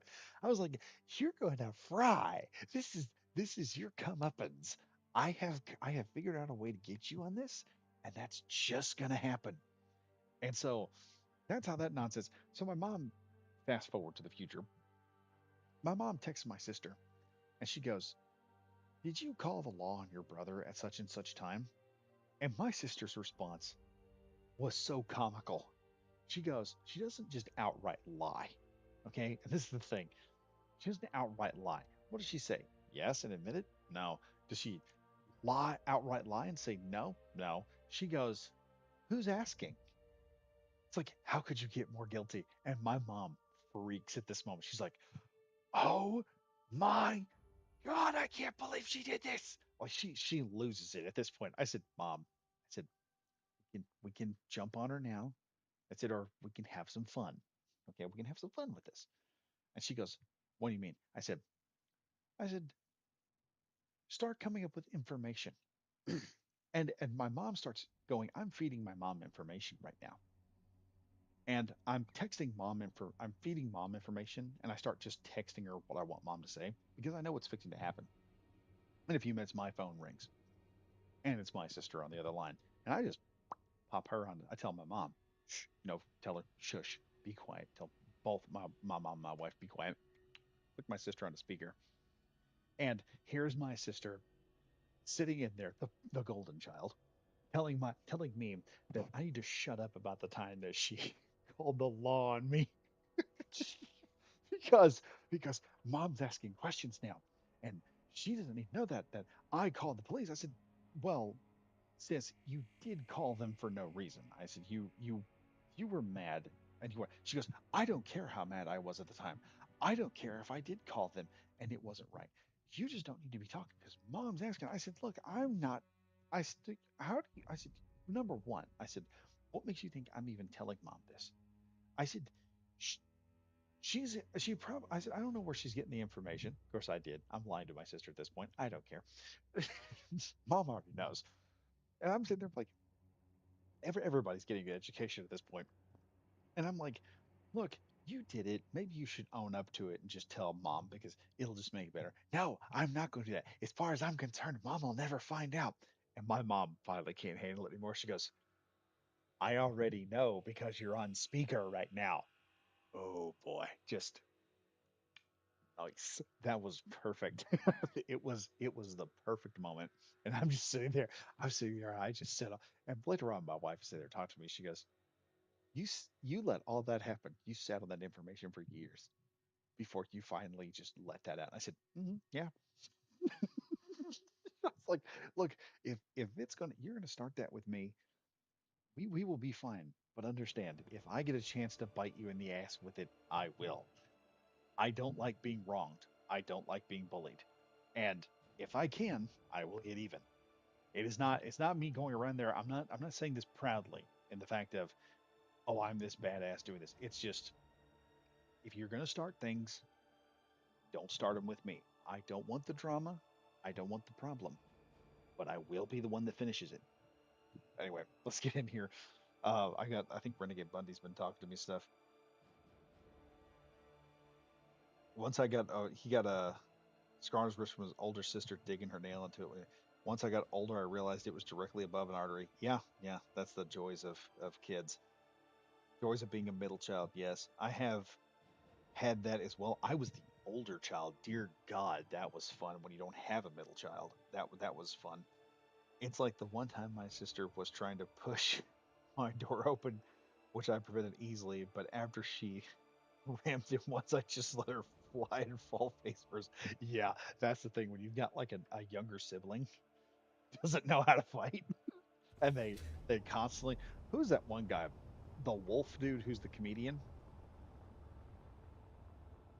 What's his name? Wolf, and he's like a comedian, and he was talking about his brother getting into it with his oldest brother getting into it with his dad. He's like, I'm gonna go whoop dad's ass today. Revolution was coming, and the next thing you know, he starts talking dad. He's talking smack, and then dad just jumps up and kicks him right in the dick. It's like fight's over. And his dad turns around and says, "You talk too much." That's the kind of situation you're dealing with right there. It's always, oh, I'm gonna do this. I'm gonna do everyone's big and bad until what is it? Mike Tyson always said, everybody's got a plan until they get punched in the mouth. Everybody thinks they're gonna whoop everyone until they get hit in the face. It always happens.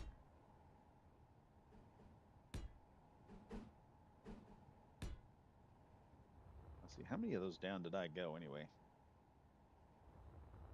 I go down only two.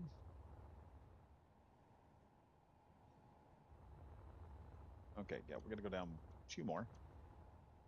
I'm wanting this nacelle to kind of come down kind of low. So I'm hoping it'll have enough clearance. Yeah, like I said, some people they just don't understand how some things just work. That's especially hilarious when you get people who don't understand how violence is supposed to work. I'm not, like I said, I'm not that particularly a violent person. My wife will attest to this. She's like, so you have the patience of a saint and you will deal with things, she said, that I would never let people get away with. And I'm like, but it's kind of not worth it at times just to go in there and get even with somebody. It really depends. Like I said, I'm not interested in the fight. I'm not interested. Oh, whoa, whoa, whoa, whoa, whoa! I'm putting that in the wrong spot, aren't I? Those don't need to be there.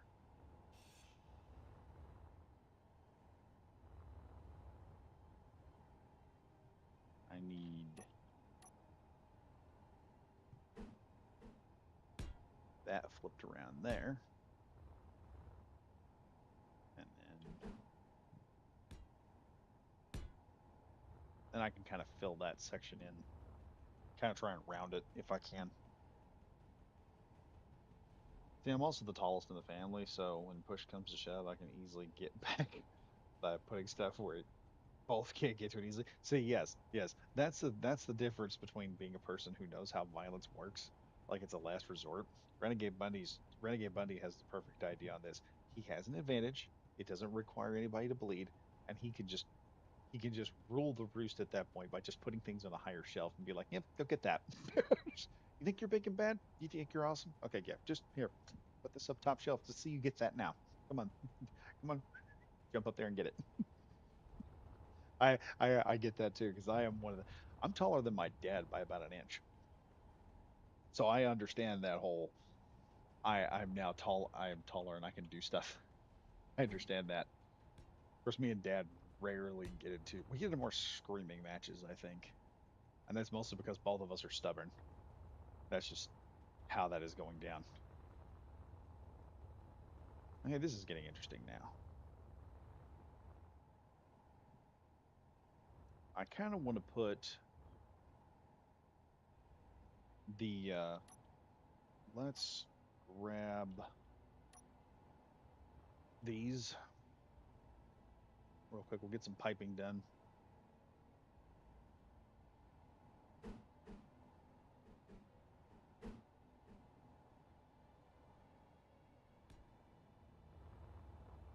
See how that tube is going in. Okay, yeah, that works. Here, there, and then we'll shift those tubes around. That'll make a nice little go work right there. And then I'll know I want to say I want this to come out one more,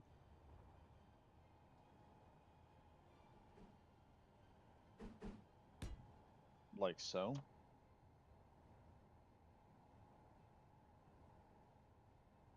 My younger, so my height, so height difference between my older sister and myself is my hip comes just below her shoulders. Oh, dude. My younger sister is like 2 heads shorter than me. I'm like 4 inches taller than my father, but he has longer arms. Yeah, yeah. My dad's heavier built than I am. Like I got my mom's bones, where I'm, really light bones, so I'm a lot thinner. My dad has like Neanderthal skeleton, like his hands and everything are just way heavier built than mine. And those genes kind of translated over to, I think my kid has thicker bones than I do. So she's probably a little, if she were, if she were a guy, she would be about as tough as I, probably a little tougher than I would be in terms of getting into a fight or anything. Like I said, that's the thing about all that nonsense. Let's see. If I sharpen this angle here, let's see how we have this down like this. I have this idea here.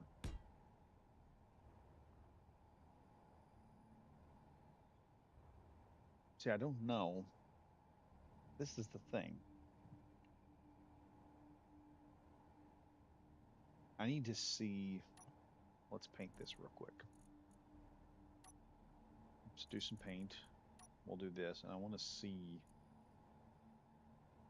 the heavy armor block. I want to see what that looks like right there. Hmm.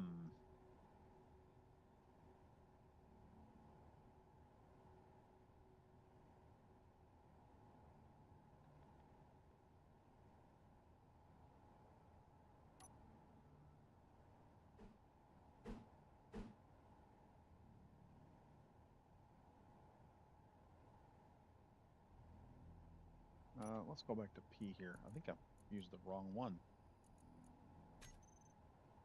Let's see.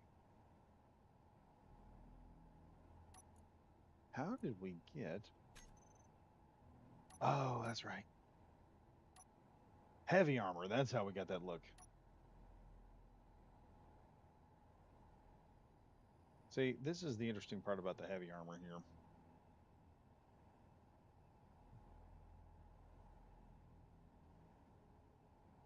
Might have to name the ship the Garal,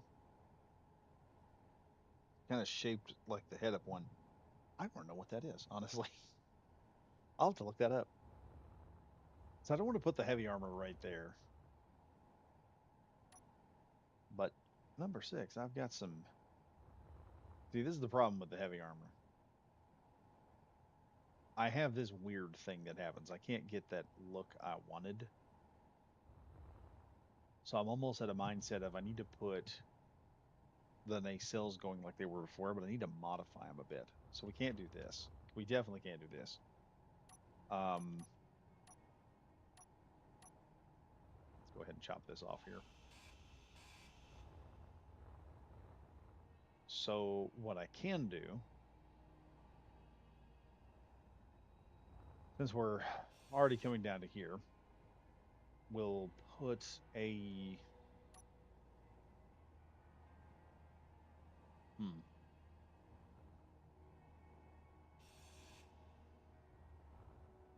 we'll cut that out. Like I said, I got to figure out how this conveyor junction is going to work. No, I need to go back to the default. Okay. And what I want to do, let's go with a corner block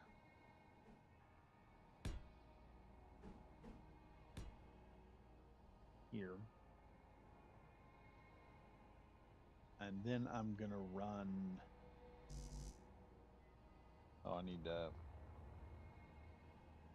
Gariel is how it's pronounced, I'm pretty sure. Oh, okay. I'll have to look that up, see what that is. Let's see here. We're going to need a few of these anyway, so. All right. This will start. I'd like this to start the first nacelle.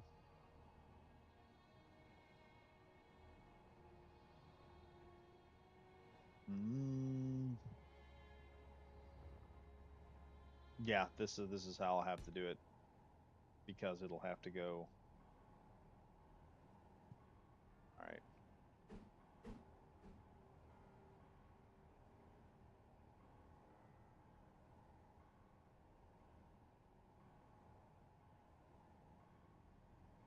Mm,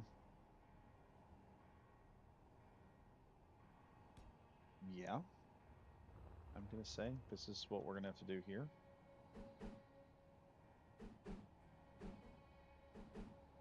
Someone asked me the other day though. This was a really cool. I got asked something kind of interesting. Someone asked me if I could, what kind of video game would I make, and what I would really do if I had the chance at making a game, I would make something like what is the show? It's not a Song of Ice and Fire. It's a very old 80s movie. Some of y'all know it is Ice and Fire. It is one of the best fantasy movies you will ever see. And I'm not joking on that. That's not even an exaggeration. It is one like I said, it is one of the best fantasy movies. Um, its plot is not very impressive. The writing is kind of basic. If you've ever done D&D, it is a pretty basic. Holy shit, the stream is awesome right now. I'm sitting here looking at it. There's like zero stutter right now in the stream. It's amazing. I mean, get some movement going here so you can see what I'm talking about. It is wild how good the stream looks right now. Energy low. I may be wrong here in a minute. It's going to just start messing up. Watch, it's going to go like 2 frames per second on the stream. No, it's good. My God, the stream is awesome. What am I running at? I'm running at about 30 frames per second. So I mean, yeah, it'd be pretty easy to get. But yeah, Ice and Fire. Um, you can actually watch it on YouTube right now. Um, the it's on YouTube as a movie. If you are looking at something to make a cool D&D campaign off of, Ice and Fire, just you cannot go wrong with it. It is the best in my opinion. It is one of the best examples of how you can really do a D&D campaign. If you guys want to an idea on how to on like a really good D&D campaign idea.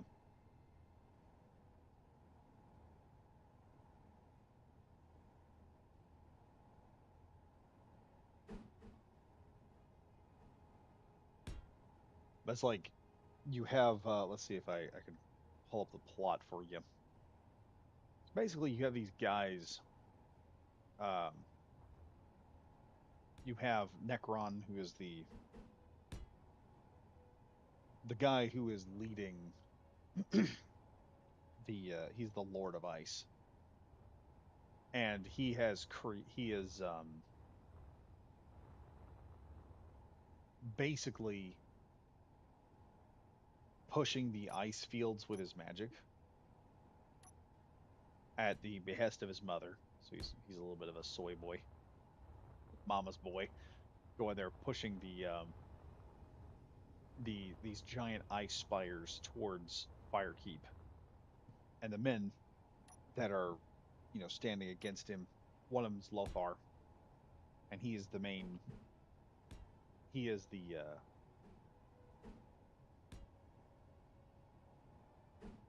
sort of the main hero. He's the guy that gets the girl in the end, and it is just some of the best character writing you've ever heard of. One of the characters' name Energy critical. is Dark Wolf.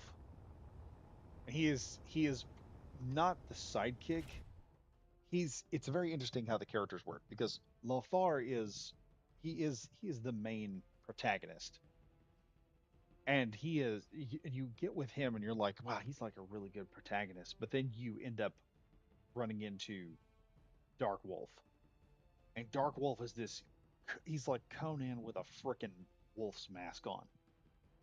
He fights with a battle axe, and he is just he is stoic, and so he is the grizzled, heavy veteran warrior. He's the guy that has seen he has just seen countless battles where he's had to kill thousands of men, and now he is coming in at he's like the prime warrior in his time. And then you have Lothar, who's comes from a tribe of warriors who just got decimated by magic, and he's a skilled warrior in his own right. And they start on he the two of them meet, and Dark Wolf is there to just go after Necron. He is trying to kill Necron with everything he's got. And Necron's a shit. He's a great antagonist. He's mad. He's like the mad wizard who is just out to conquer the world just because he can conquer it. And we know there are people like this in real life.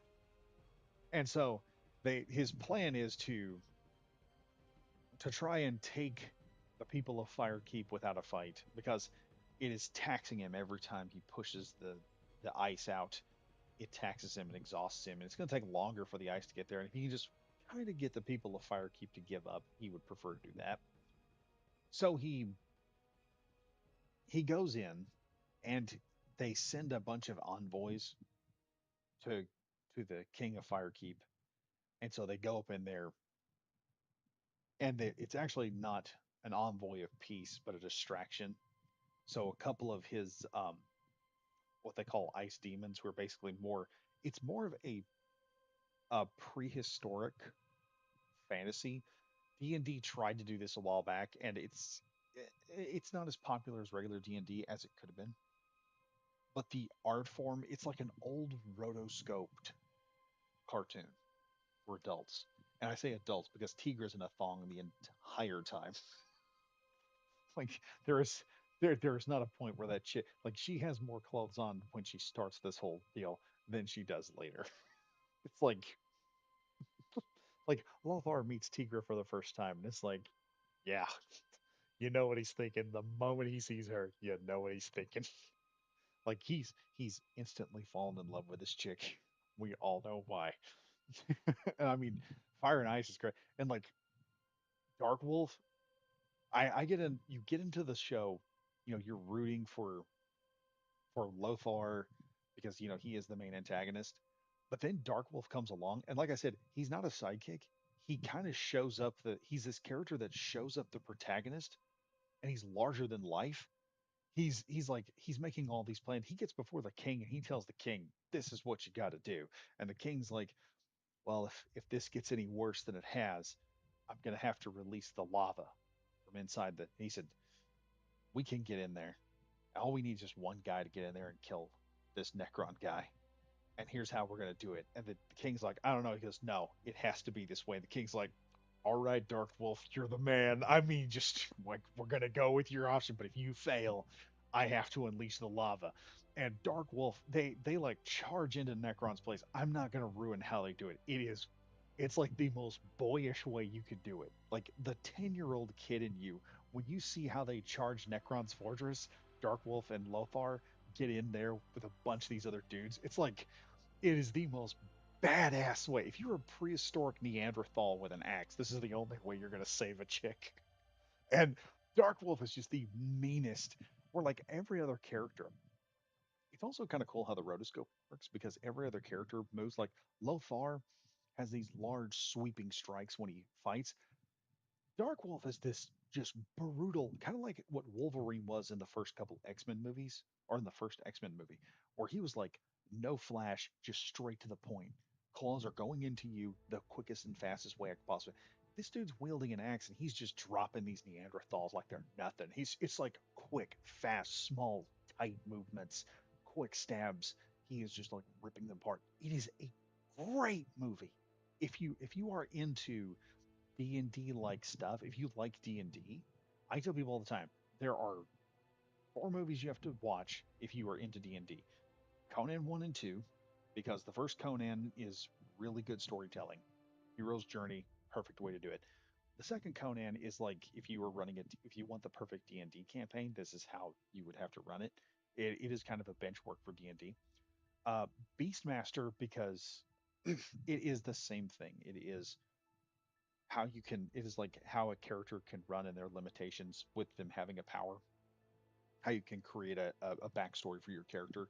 It's a great way to do it. And then Fire and Ice, because Fire and Ice is just an awesome the artwork. It is, you have one guy who is a impressive painter, you have another guy who is known for his works in animation, and the cool thing about the entire movie is these guys actually got, and this is the best part about this, when you see Tigra in there, the actress who played Tigra, they all had to get in that getup and they had to act all those scenes out so then they could rotoscope the characters into the deal. And I tell people all the time, if I were to do a game where you could have like a fantasy, kind of like The Witcher would be, I would do it in that time period and it would just be in that format. You would have kind of these cell shaded characters in a world that looks like it's a painting. Because in my opinion, that's what fantasy should look like. You should look like you're staring at a book that's just come to life at this point, and you're watching this character's story as you play the. And I've never seen anyone do that in a video game. And looking now, I'm about to make people mad because I'm looking at the nacelle right here, and I'm irritated. Already, I'm irritated because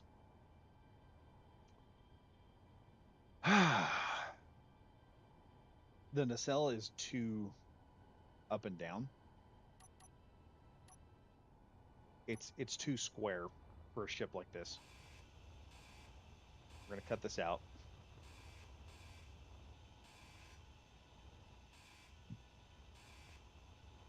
I know. People are going to be looking at me in the comments going, "Why, Badger?" Because I have a better way. There's a better way of doing this. This is why I wireframe stuff. Okay, so let me think here. I'm going to double up this. This is going to get doubled right here. So I'm going to double up these.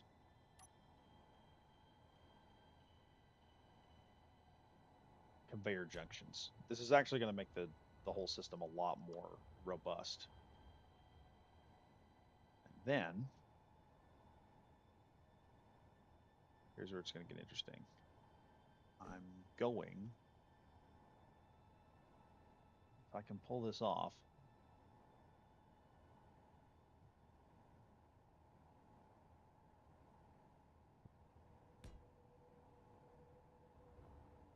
here,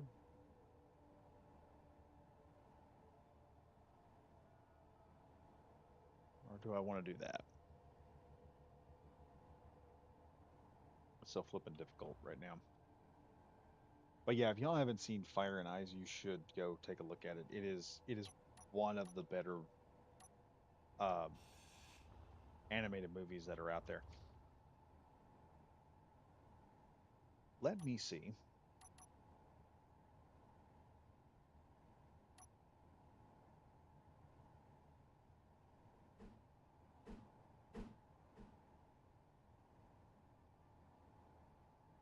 Mm-hmm. I'll do this. This is going to make the nacelles bigger. I'm already warning people right now. The nacelles are going to get bigger, but this will help.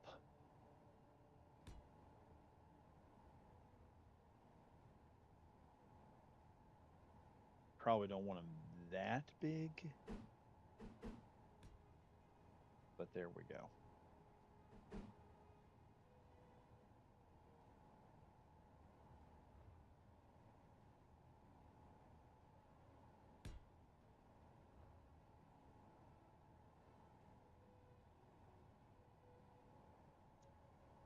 Hmm.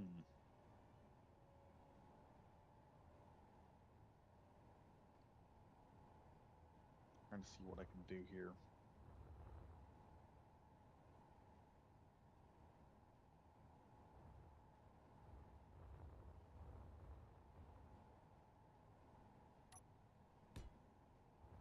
But yeah, if you've never seen Fire and Ice, I absolutely recommend it. It, like I said, it is one of the best.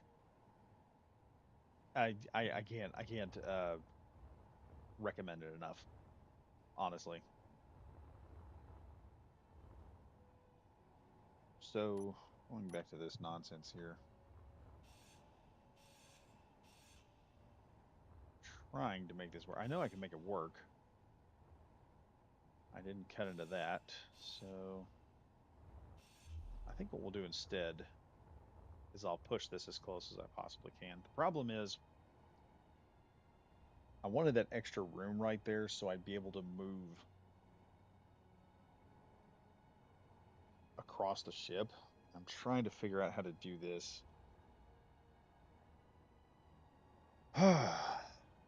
without massively interfering with the whole build. The piping is going to be the most difficult part of this stupid thing.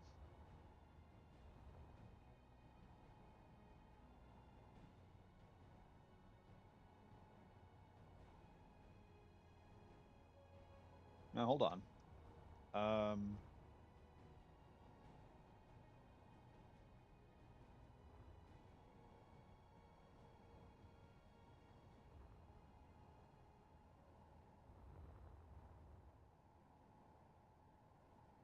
mm, I want to do this sideways. I may have to stop here tonight, guys, and check this out later off screen. Like figure out how to make the nacelle look good.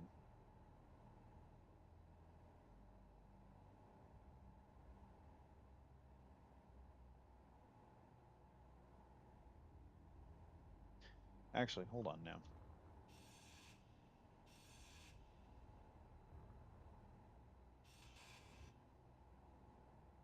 Let's do this instead.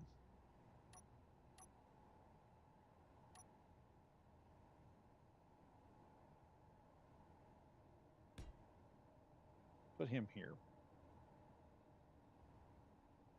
because I got a plan. That's where our one connector is going to go.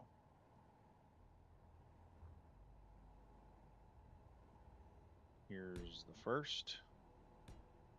Here's the second. And then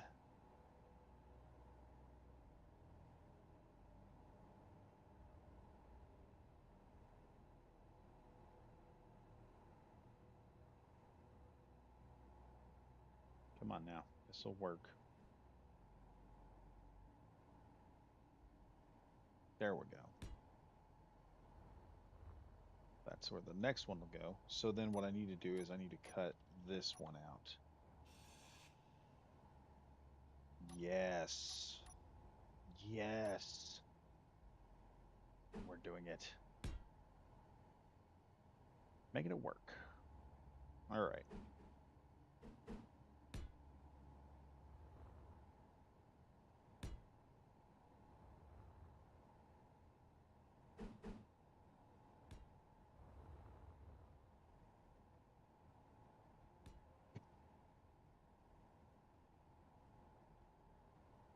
Okay, where's that one there? One there. One here. And one there. And that should give me the ability to wrap this. Let's see how well I can wrap this thing up here.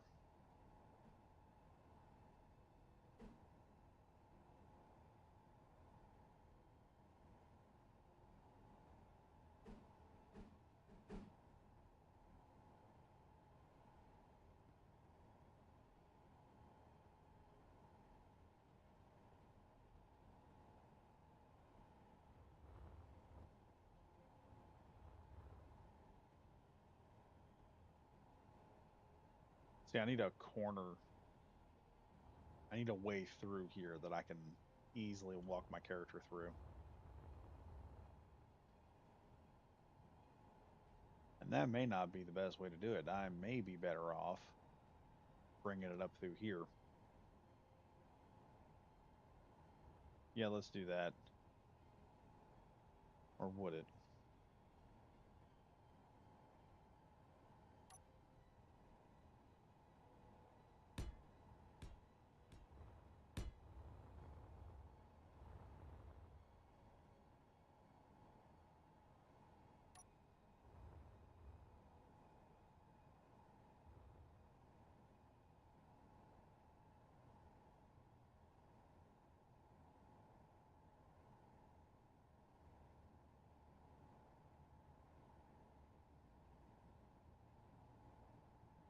Let me think here.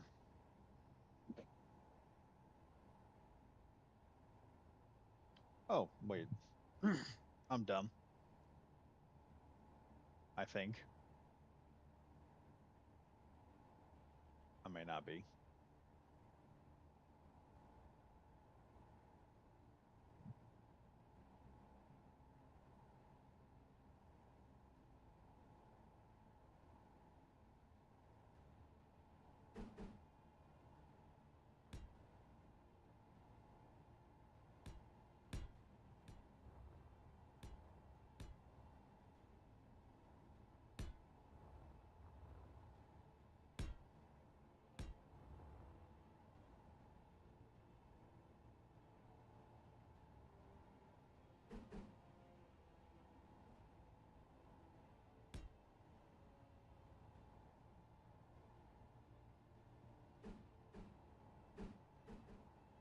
If y'all know what I'm doing, tell me in the comments.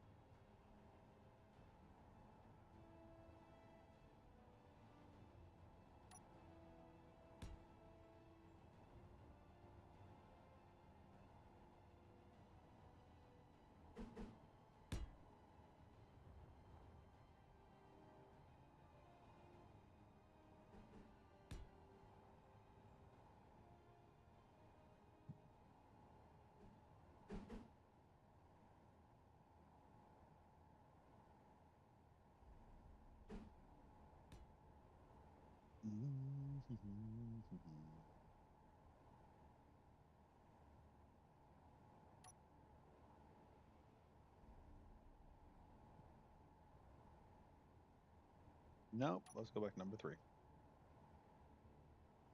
I think. Energy low. Hold on. I know. Hold your horses. Yeah, that looks good. And there'll be a slight dip in that top part, which I can work around into the rest of the nacelle look.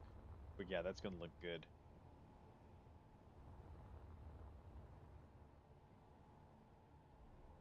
And if I'm right here,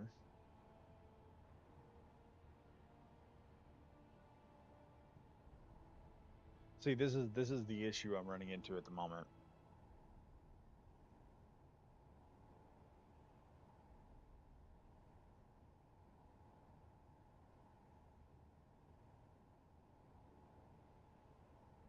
There's no way I'm going to be able to put.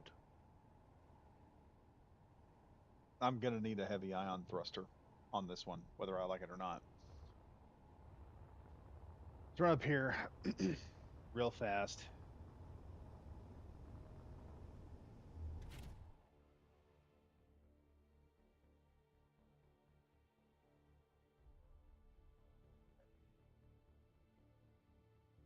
I may go back here and smooth the top of the bounty a bit in the front.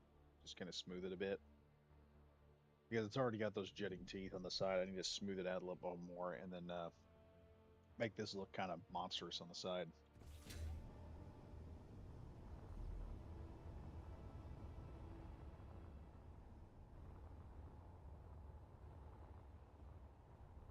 So yeah, we got nacelles going. I know how to do that and make it look good.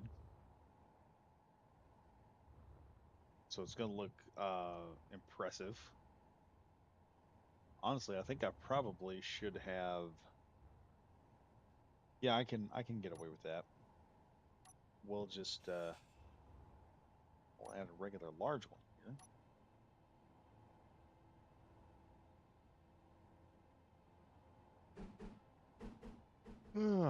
There we go. Put that on there, and then we've got this interesting look going down the side of it, so it looks like it's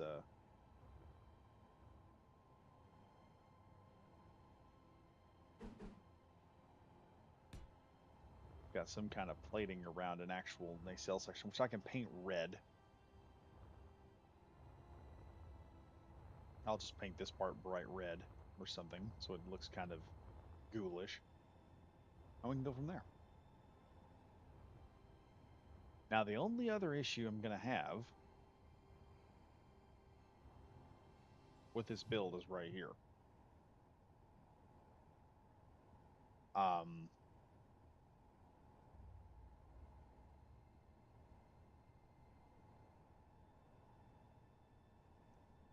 this is where I'm going to have my real issues on the ship because I need to remove this so that I can put. Oh, this is going to be difficult. I'm going to have to cut some sections out here going up so that I can put another system in here. And I'm going to have to cut this out and put another universal block in here. One of those large connectors. Because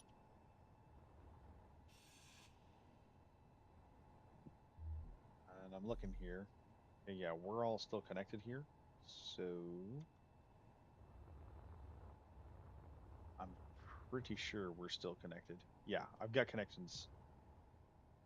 I've got a connection there, and I've got a connection on the side there that's connecting all of that. So all we got to do is we just got to put something where this is also connected. At least I think it is. Boy, I hope it is.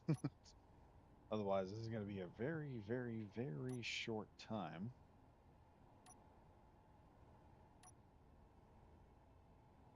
All right, it's not changing. Let's go ahead. We're going to put a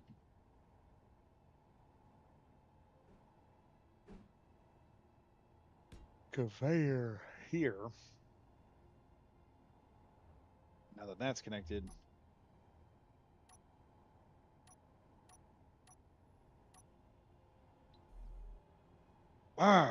this is the problem I'm running into.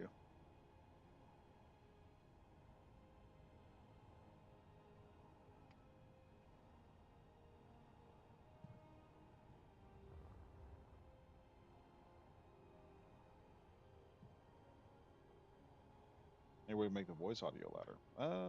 Let me see. Let me see. I am being kind of quiet though. I'm just gonna say, is that better? I am being quiet because the wife and the kid are asleep. Um, hmm. See, this is why I'm gonna love the new Space Engineer stuff because now I need to put a thruster here,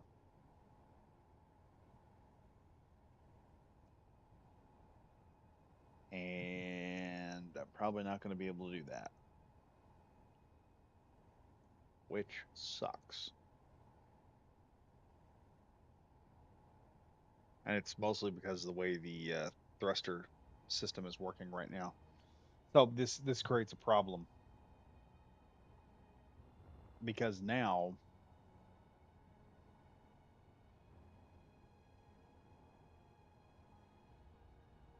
it's not going to matter. Well,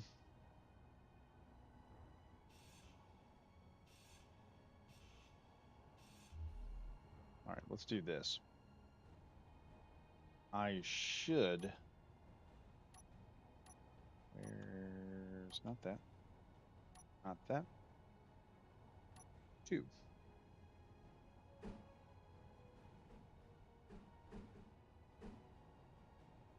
I really hate doing this because it's going to affect the look on the outside, but dear God. Yeah, I don't know if I can get past a thruster if I do this. I also don't know what's the cover rate. Yeah, there won't be no covering for the thruster up there. So I'm kind of screwed right now because I have to get past the thruster. There may be no way of doing this. I may just have to, I don't know. I may just have to accept there's no way to correct that and I'll just have to correct it. Or rather, there may be no way to just hook in there and I'll just have to work with what I got. Yeah, I'm not gonna mess with it. It's a foo bar thing if I do, and I'm foo barred if I don't. So I'll probably end up cutting that out and filling it, and then we'll add one of our.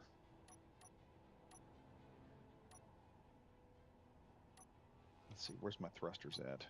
Thruster. There we are. There's one hydrogen thruster there. If I spin around here,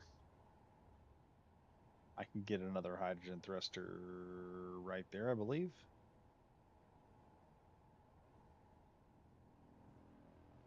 Yeah. Well, like I said, this is the fun part of this entire build. So I really need to do is need to put a thruster here.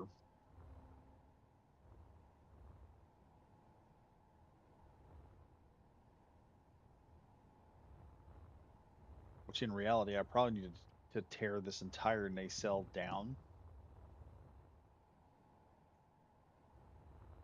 again. And if I'm going to do this, I might as well just put the piping in the middle of it. That's where we're going to go. Before it was like listening to a whisper across the room. Oh, yeah.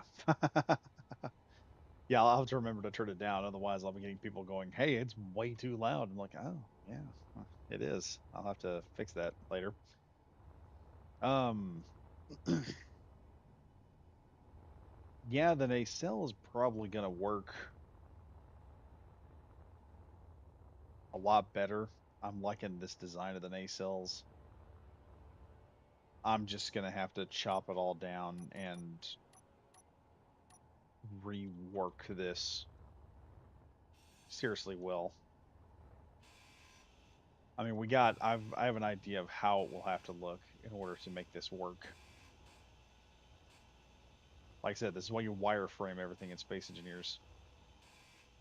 But this sucks if you've already built everything up and you gotta start cutting it all off like I'm doing. Because the design process never. That's also why you're working in Space Engineers doing in-game builds. The wireframing is great because you have to work around all that shit. Like right now, here's the crap I got going on. I wanted to do it one way, and I've had too many conveyors, and it turns out the way I wanted to do it is just not going to work the way I want it to.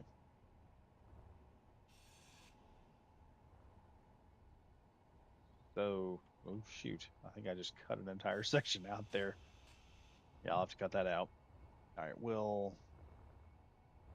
cut that loose. And I think what I'll do is I'll put a full-size block there. We'll cut that out, and then I will put another full-size block here. See, what I was trying to do is I was trying to give myself a nice little corridor that I could run down and repair things with, but that's not going to be possible with the building like we're doing. So we're just going to have to deal right now. Things are just not going to go the way I want them to, and that is sad because I really wanted it to go the other way, and it didn't. It did not work. It did not work, but it'll be fine. Now all I gotta do is I just gotta cut these one blocks out. And we've already got stuff attached, so that's not a big deal.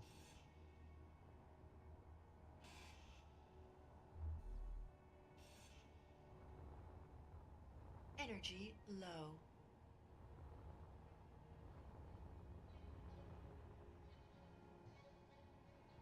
All right, let's go up here. I'm gonna power back up,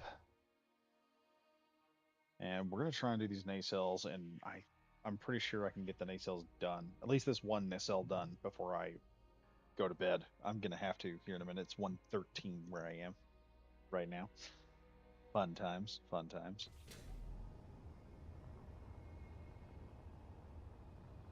But yeah, look at this. I kind of want to go through this and make it a little bit more streamlined.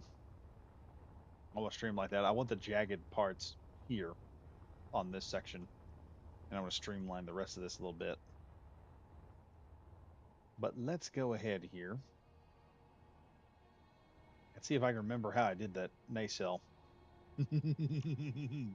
Here I am already. I've already screwed up. Let's see. Let's see. Let's see. Let's see. This is coming down at least one more. So let's go ahead. Drop this one more. I know it's coming down one more because that's what we got on the other side. We got it's coming down like two. Yeah, there we go. It's got to come down two. And so that is going to about right there, I want to say.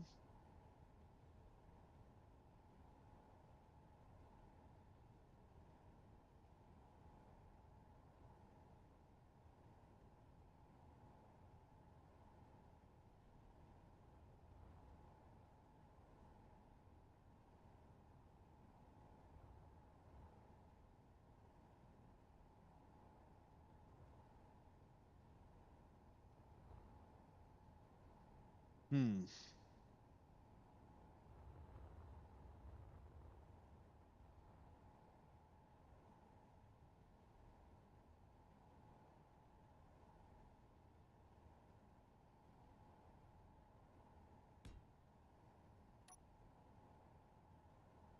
I need to look at this real quick and see.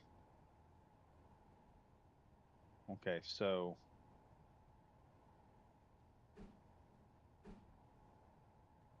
how did that work?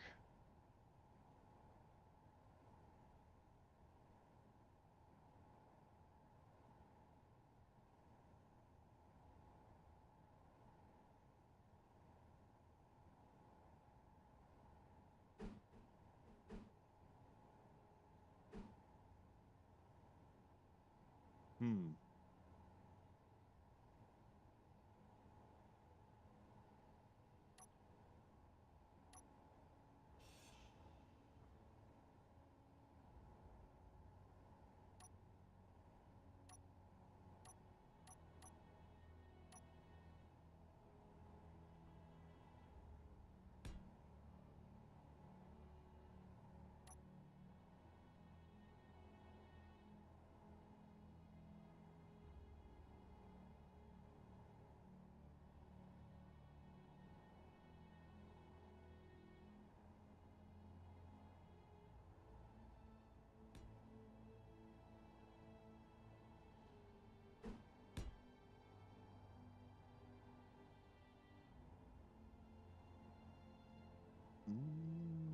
That's not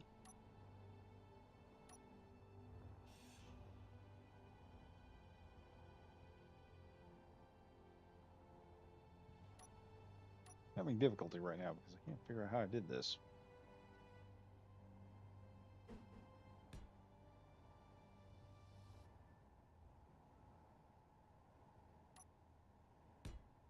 Slap a block here.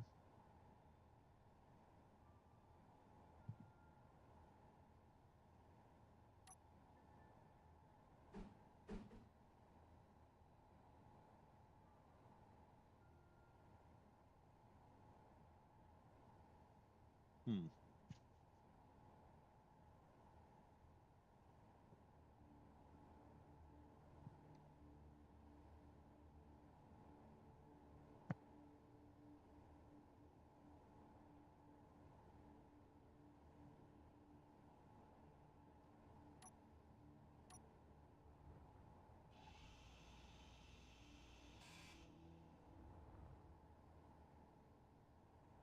Hmm. This is annoying. I completely forgot how I did that nacelle. Ooh. Uh, how did I do this?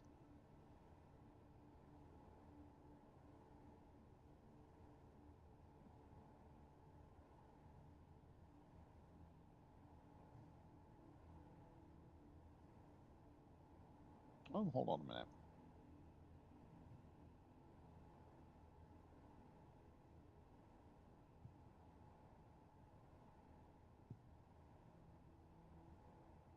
Fortunately, I have the power of a live stream.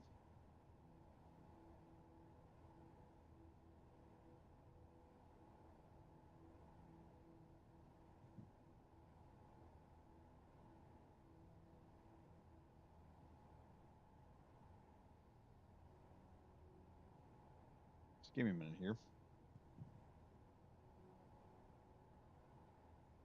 I'll be able to figure out what I did.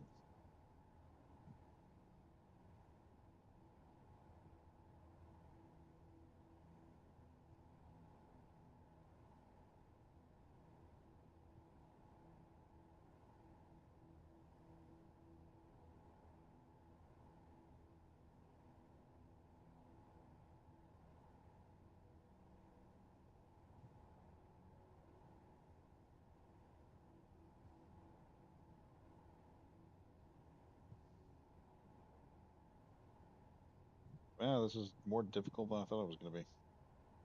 Trying to find this. Those that are wondering right now and you're just joining in, I am currently trying to remember or currently trying to figure out how I did a nacelle on this game.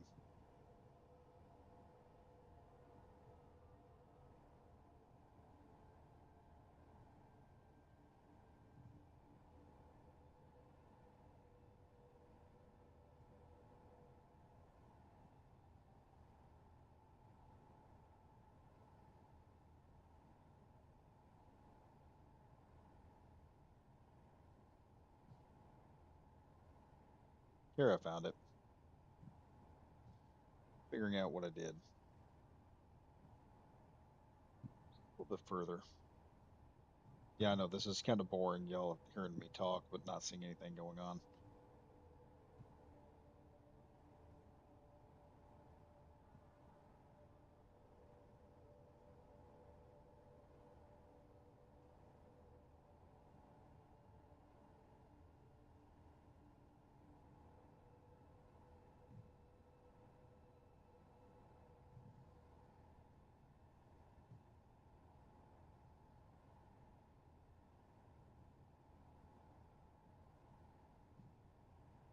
Okay. I see now what I did. I see now what I did.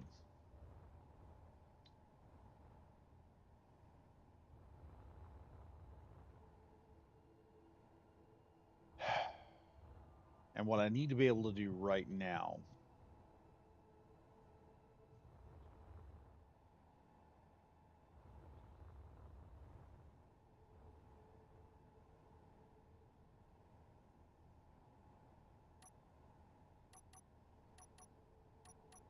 let's see.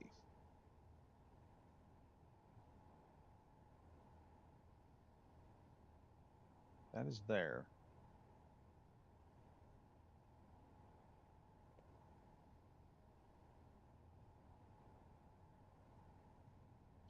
Down there.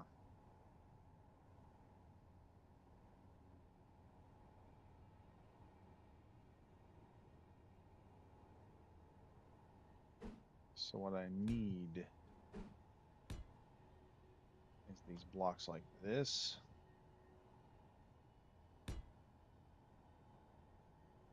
That is the start.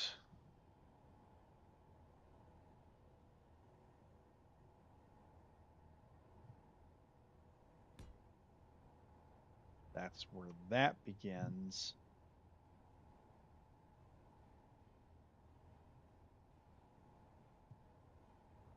And then, yeah, so down here, these two are going to have to be universal conveyors, but I'm only going to be able to put, well,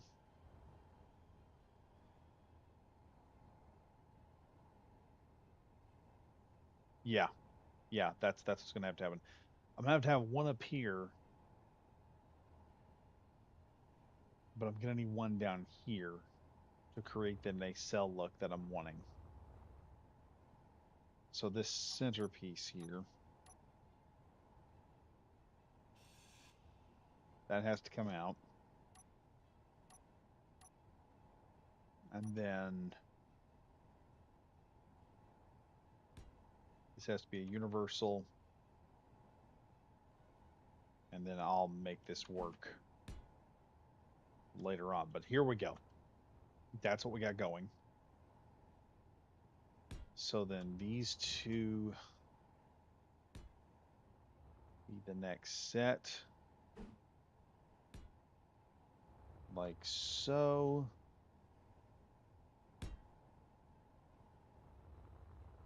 And I think this will work. Because I got to looking at that and I saw what I did. And I think I'm doing it now.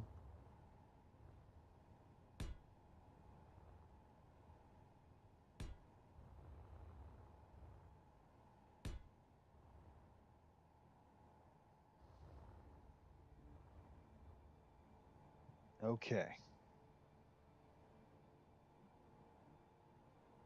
Hang on just a second, everyone. I'm just gonna.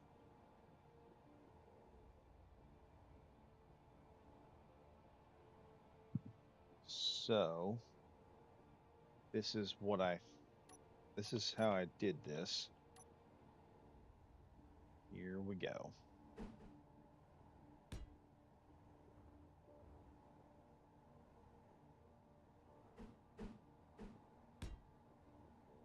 It should all.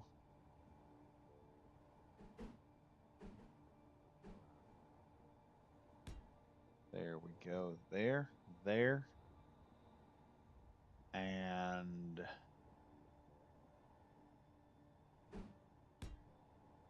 no.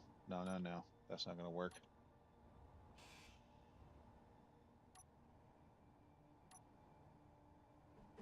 Energy low. There, just like that. Here's the kicker.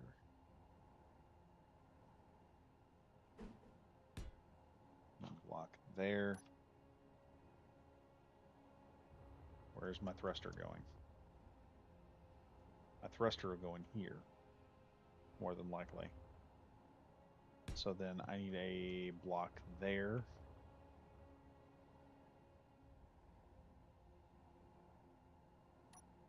Go to 3. Just going to do that. This. The 1 here.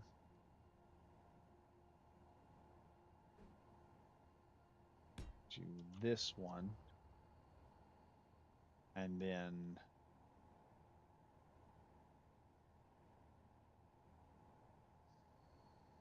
somehow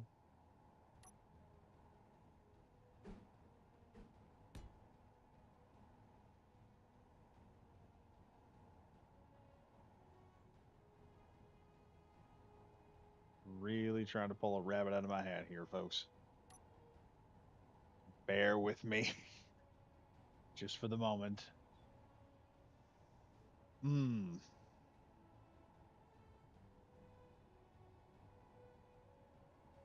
That one. No, I can do this.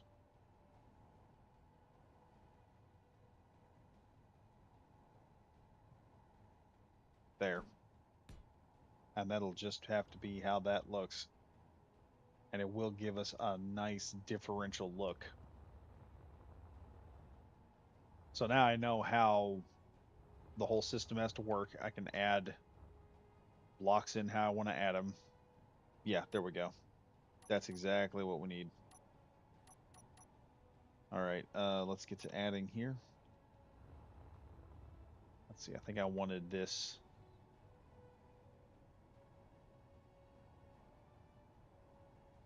Oh, that's the wrong one. Energy critical.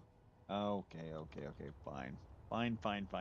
I will go back and I will get my energy built back up. It's not that big a deal. I mean, if I die, all I'm going to do is just lose all my stuff out here. That's it.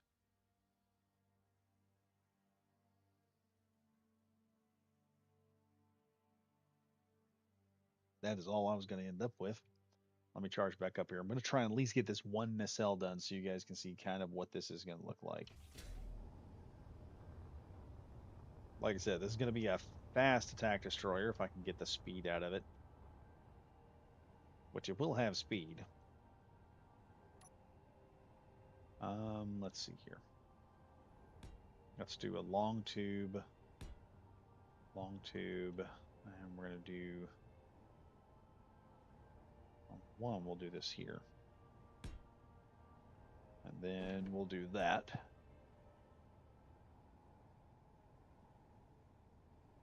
And then a conveyor and a conveyor. Because I plan on making this a little bit bigger, but it's going to have a little more oomph to it.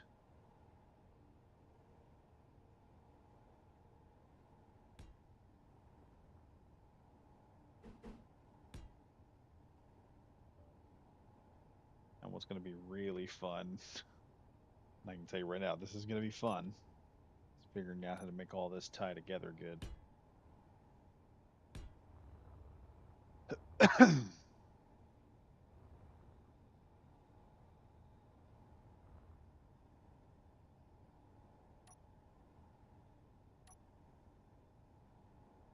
I do that.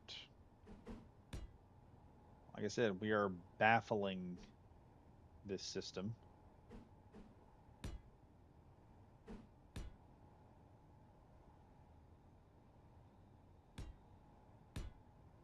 Cool part of this angled nacelle is going to be that I'm going to have double the thrusters on this.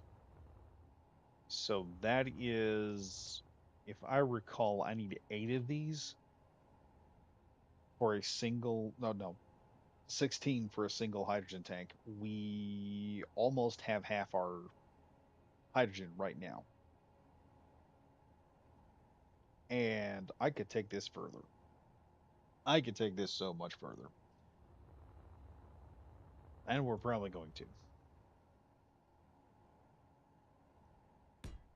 One reinforced conveyor tube there. Another there. Here's the thing. I could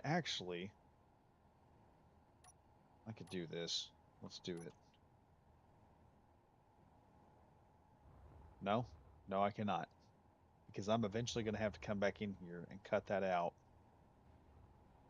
so that I can add the double thrusters in there that I'm wanting to add. I think everything is all hooked in. I don't have to worry about anything falling off. At least I think I don't.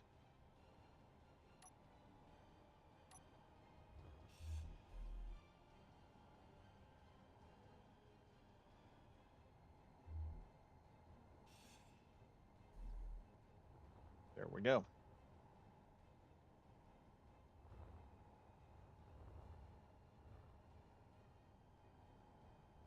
Let me see if I push this here. Yeah, that's not going anywhere. That's not going anywhere. All right, let's continue on.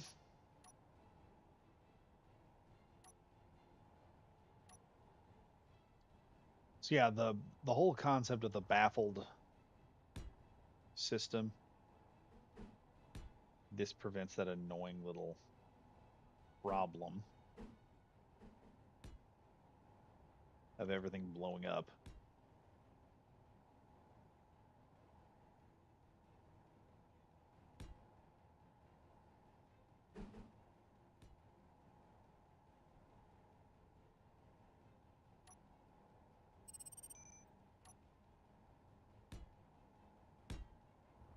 Now you can see at the size of this ship, this is already the size of the nacelles that we had on the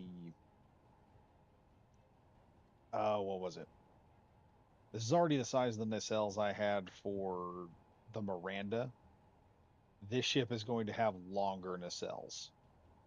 So I can probably get away with, I want to say a few more. It's going to have a lot of thruster capability going on it.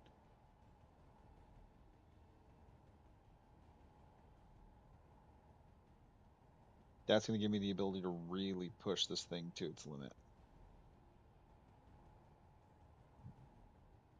We're going to really be able to just really run with it.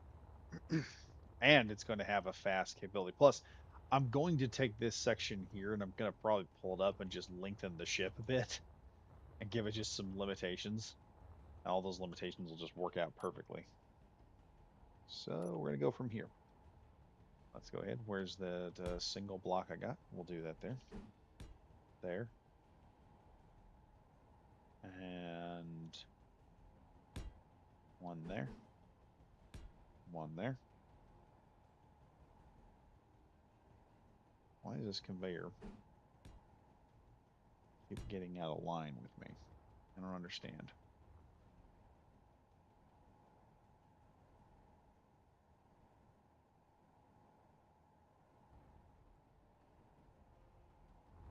Okay, apparently we're out of steel plates, so bear with me here, folks.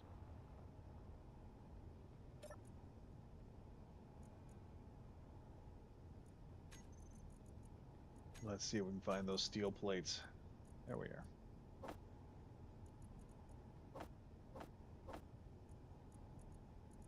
And I'm probably going to need a few more. What are they?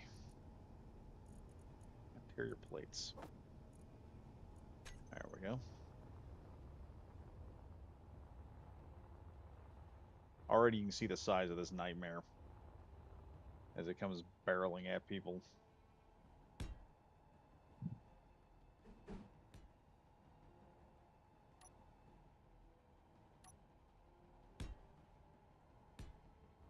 Let's see, we've added another two thrusters onto the back, or another two hydrogen tanks to the back of the nacelle. So it has this nice shark look to it. And it's getting where it needs to be. I'm getting the look I'm wanting. It's coming up just perfectly right now.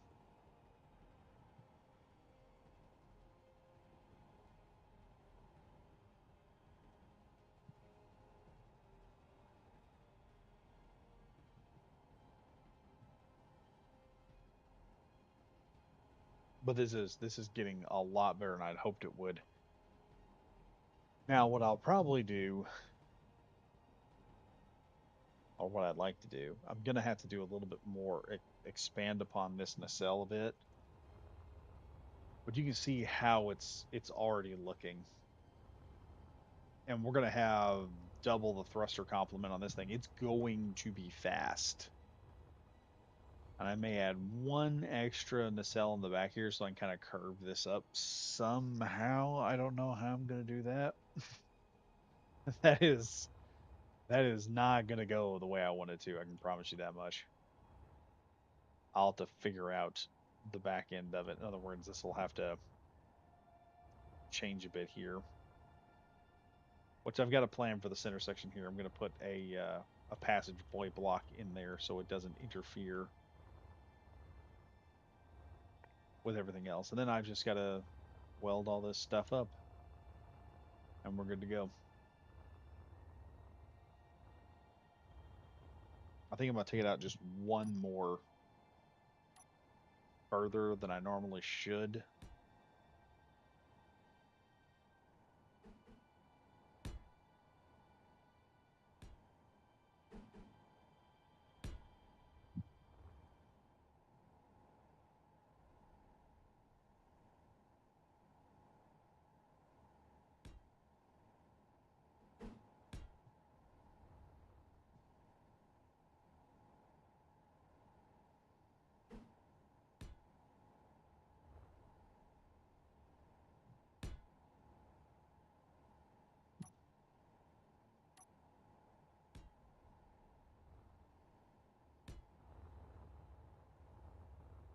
There we go there.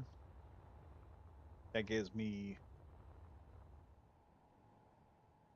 1.5 tanks worth of hydrogen with even more push, so that'll really help out.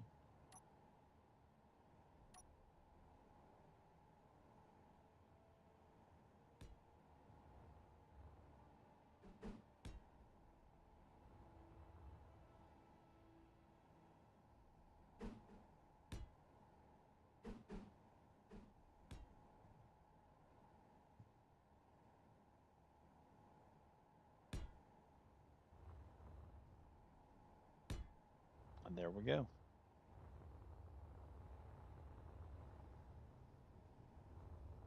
That just looks menacing right now. And then I'll work on the back end of this thing and make it look really good. But now let's throw some thrusters on there where I want them at. It's going to give us a lot of forward thrust. Let me tell you.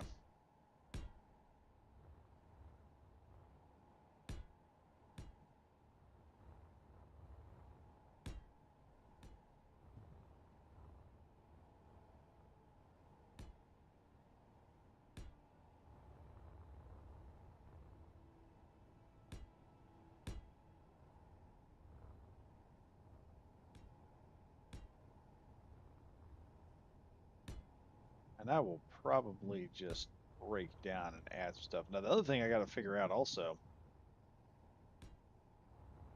is how's this SOV going to dock with the station? And that's going to be interesting to find some spot I can put something at.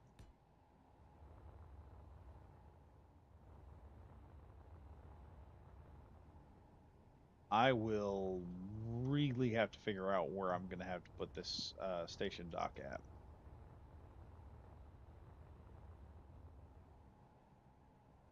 And I have a feeling I may have to put it back here somewhere.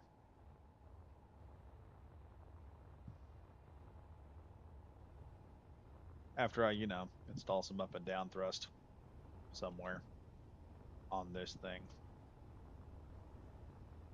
You can already see how big this thing has already gotten.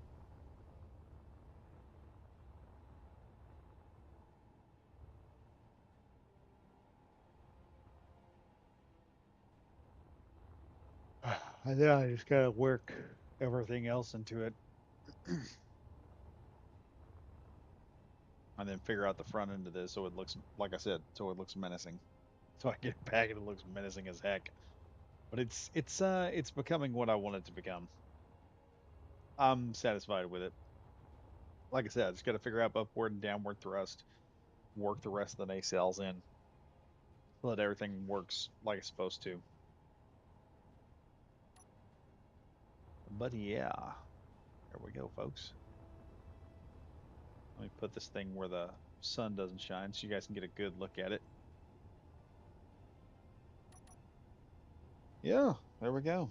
Our menacing little kill ship is Energy looking low. better and better all the time. I'll do some stuff to the nacelles, make them look like claws or some nonsense like that.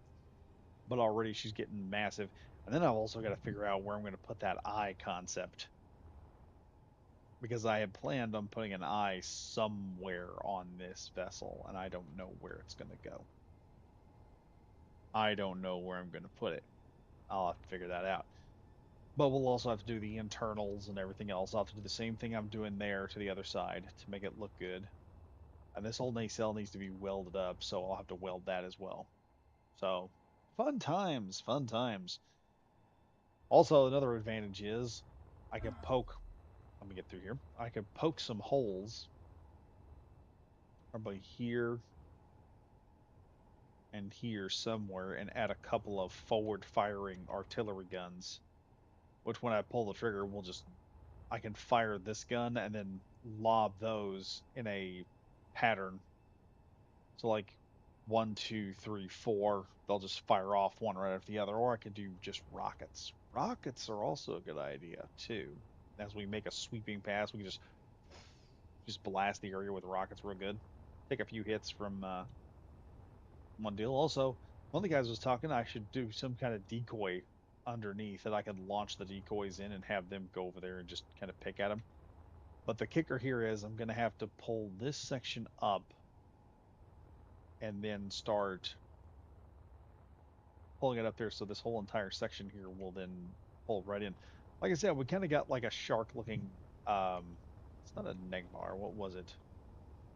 It's what is it? It's not Negvar. That's not the one where, that's not the, it's not Negvar. It's, God, what is it? Vorcha. Vorcha class. That's what it is. It's a Vorcha class. Looks very Vorcha class. In fact, I could probably make this a Vorcha class with enough guns and firepower and all that good stuff, and it would operate pretty good as a Vorcha class. It'd be pretty fast.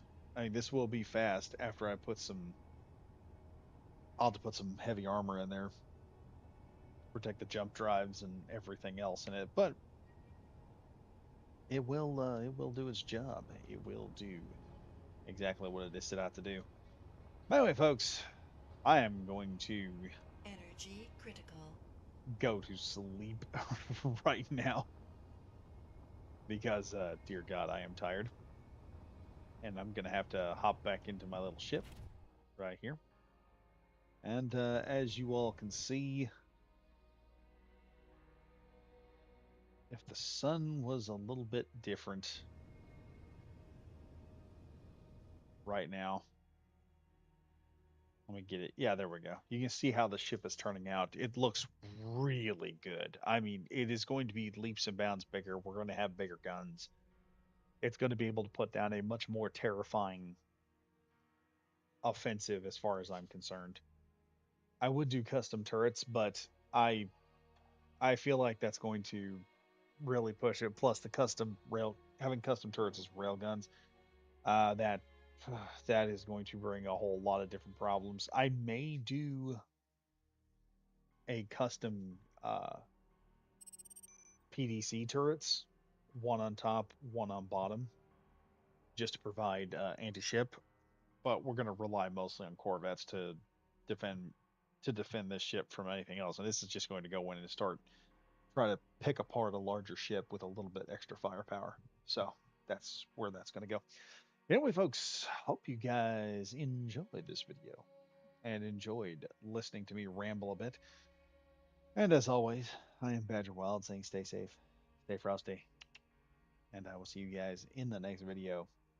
Goodbye for now.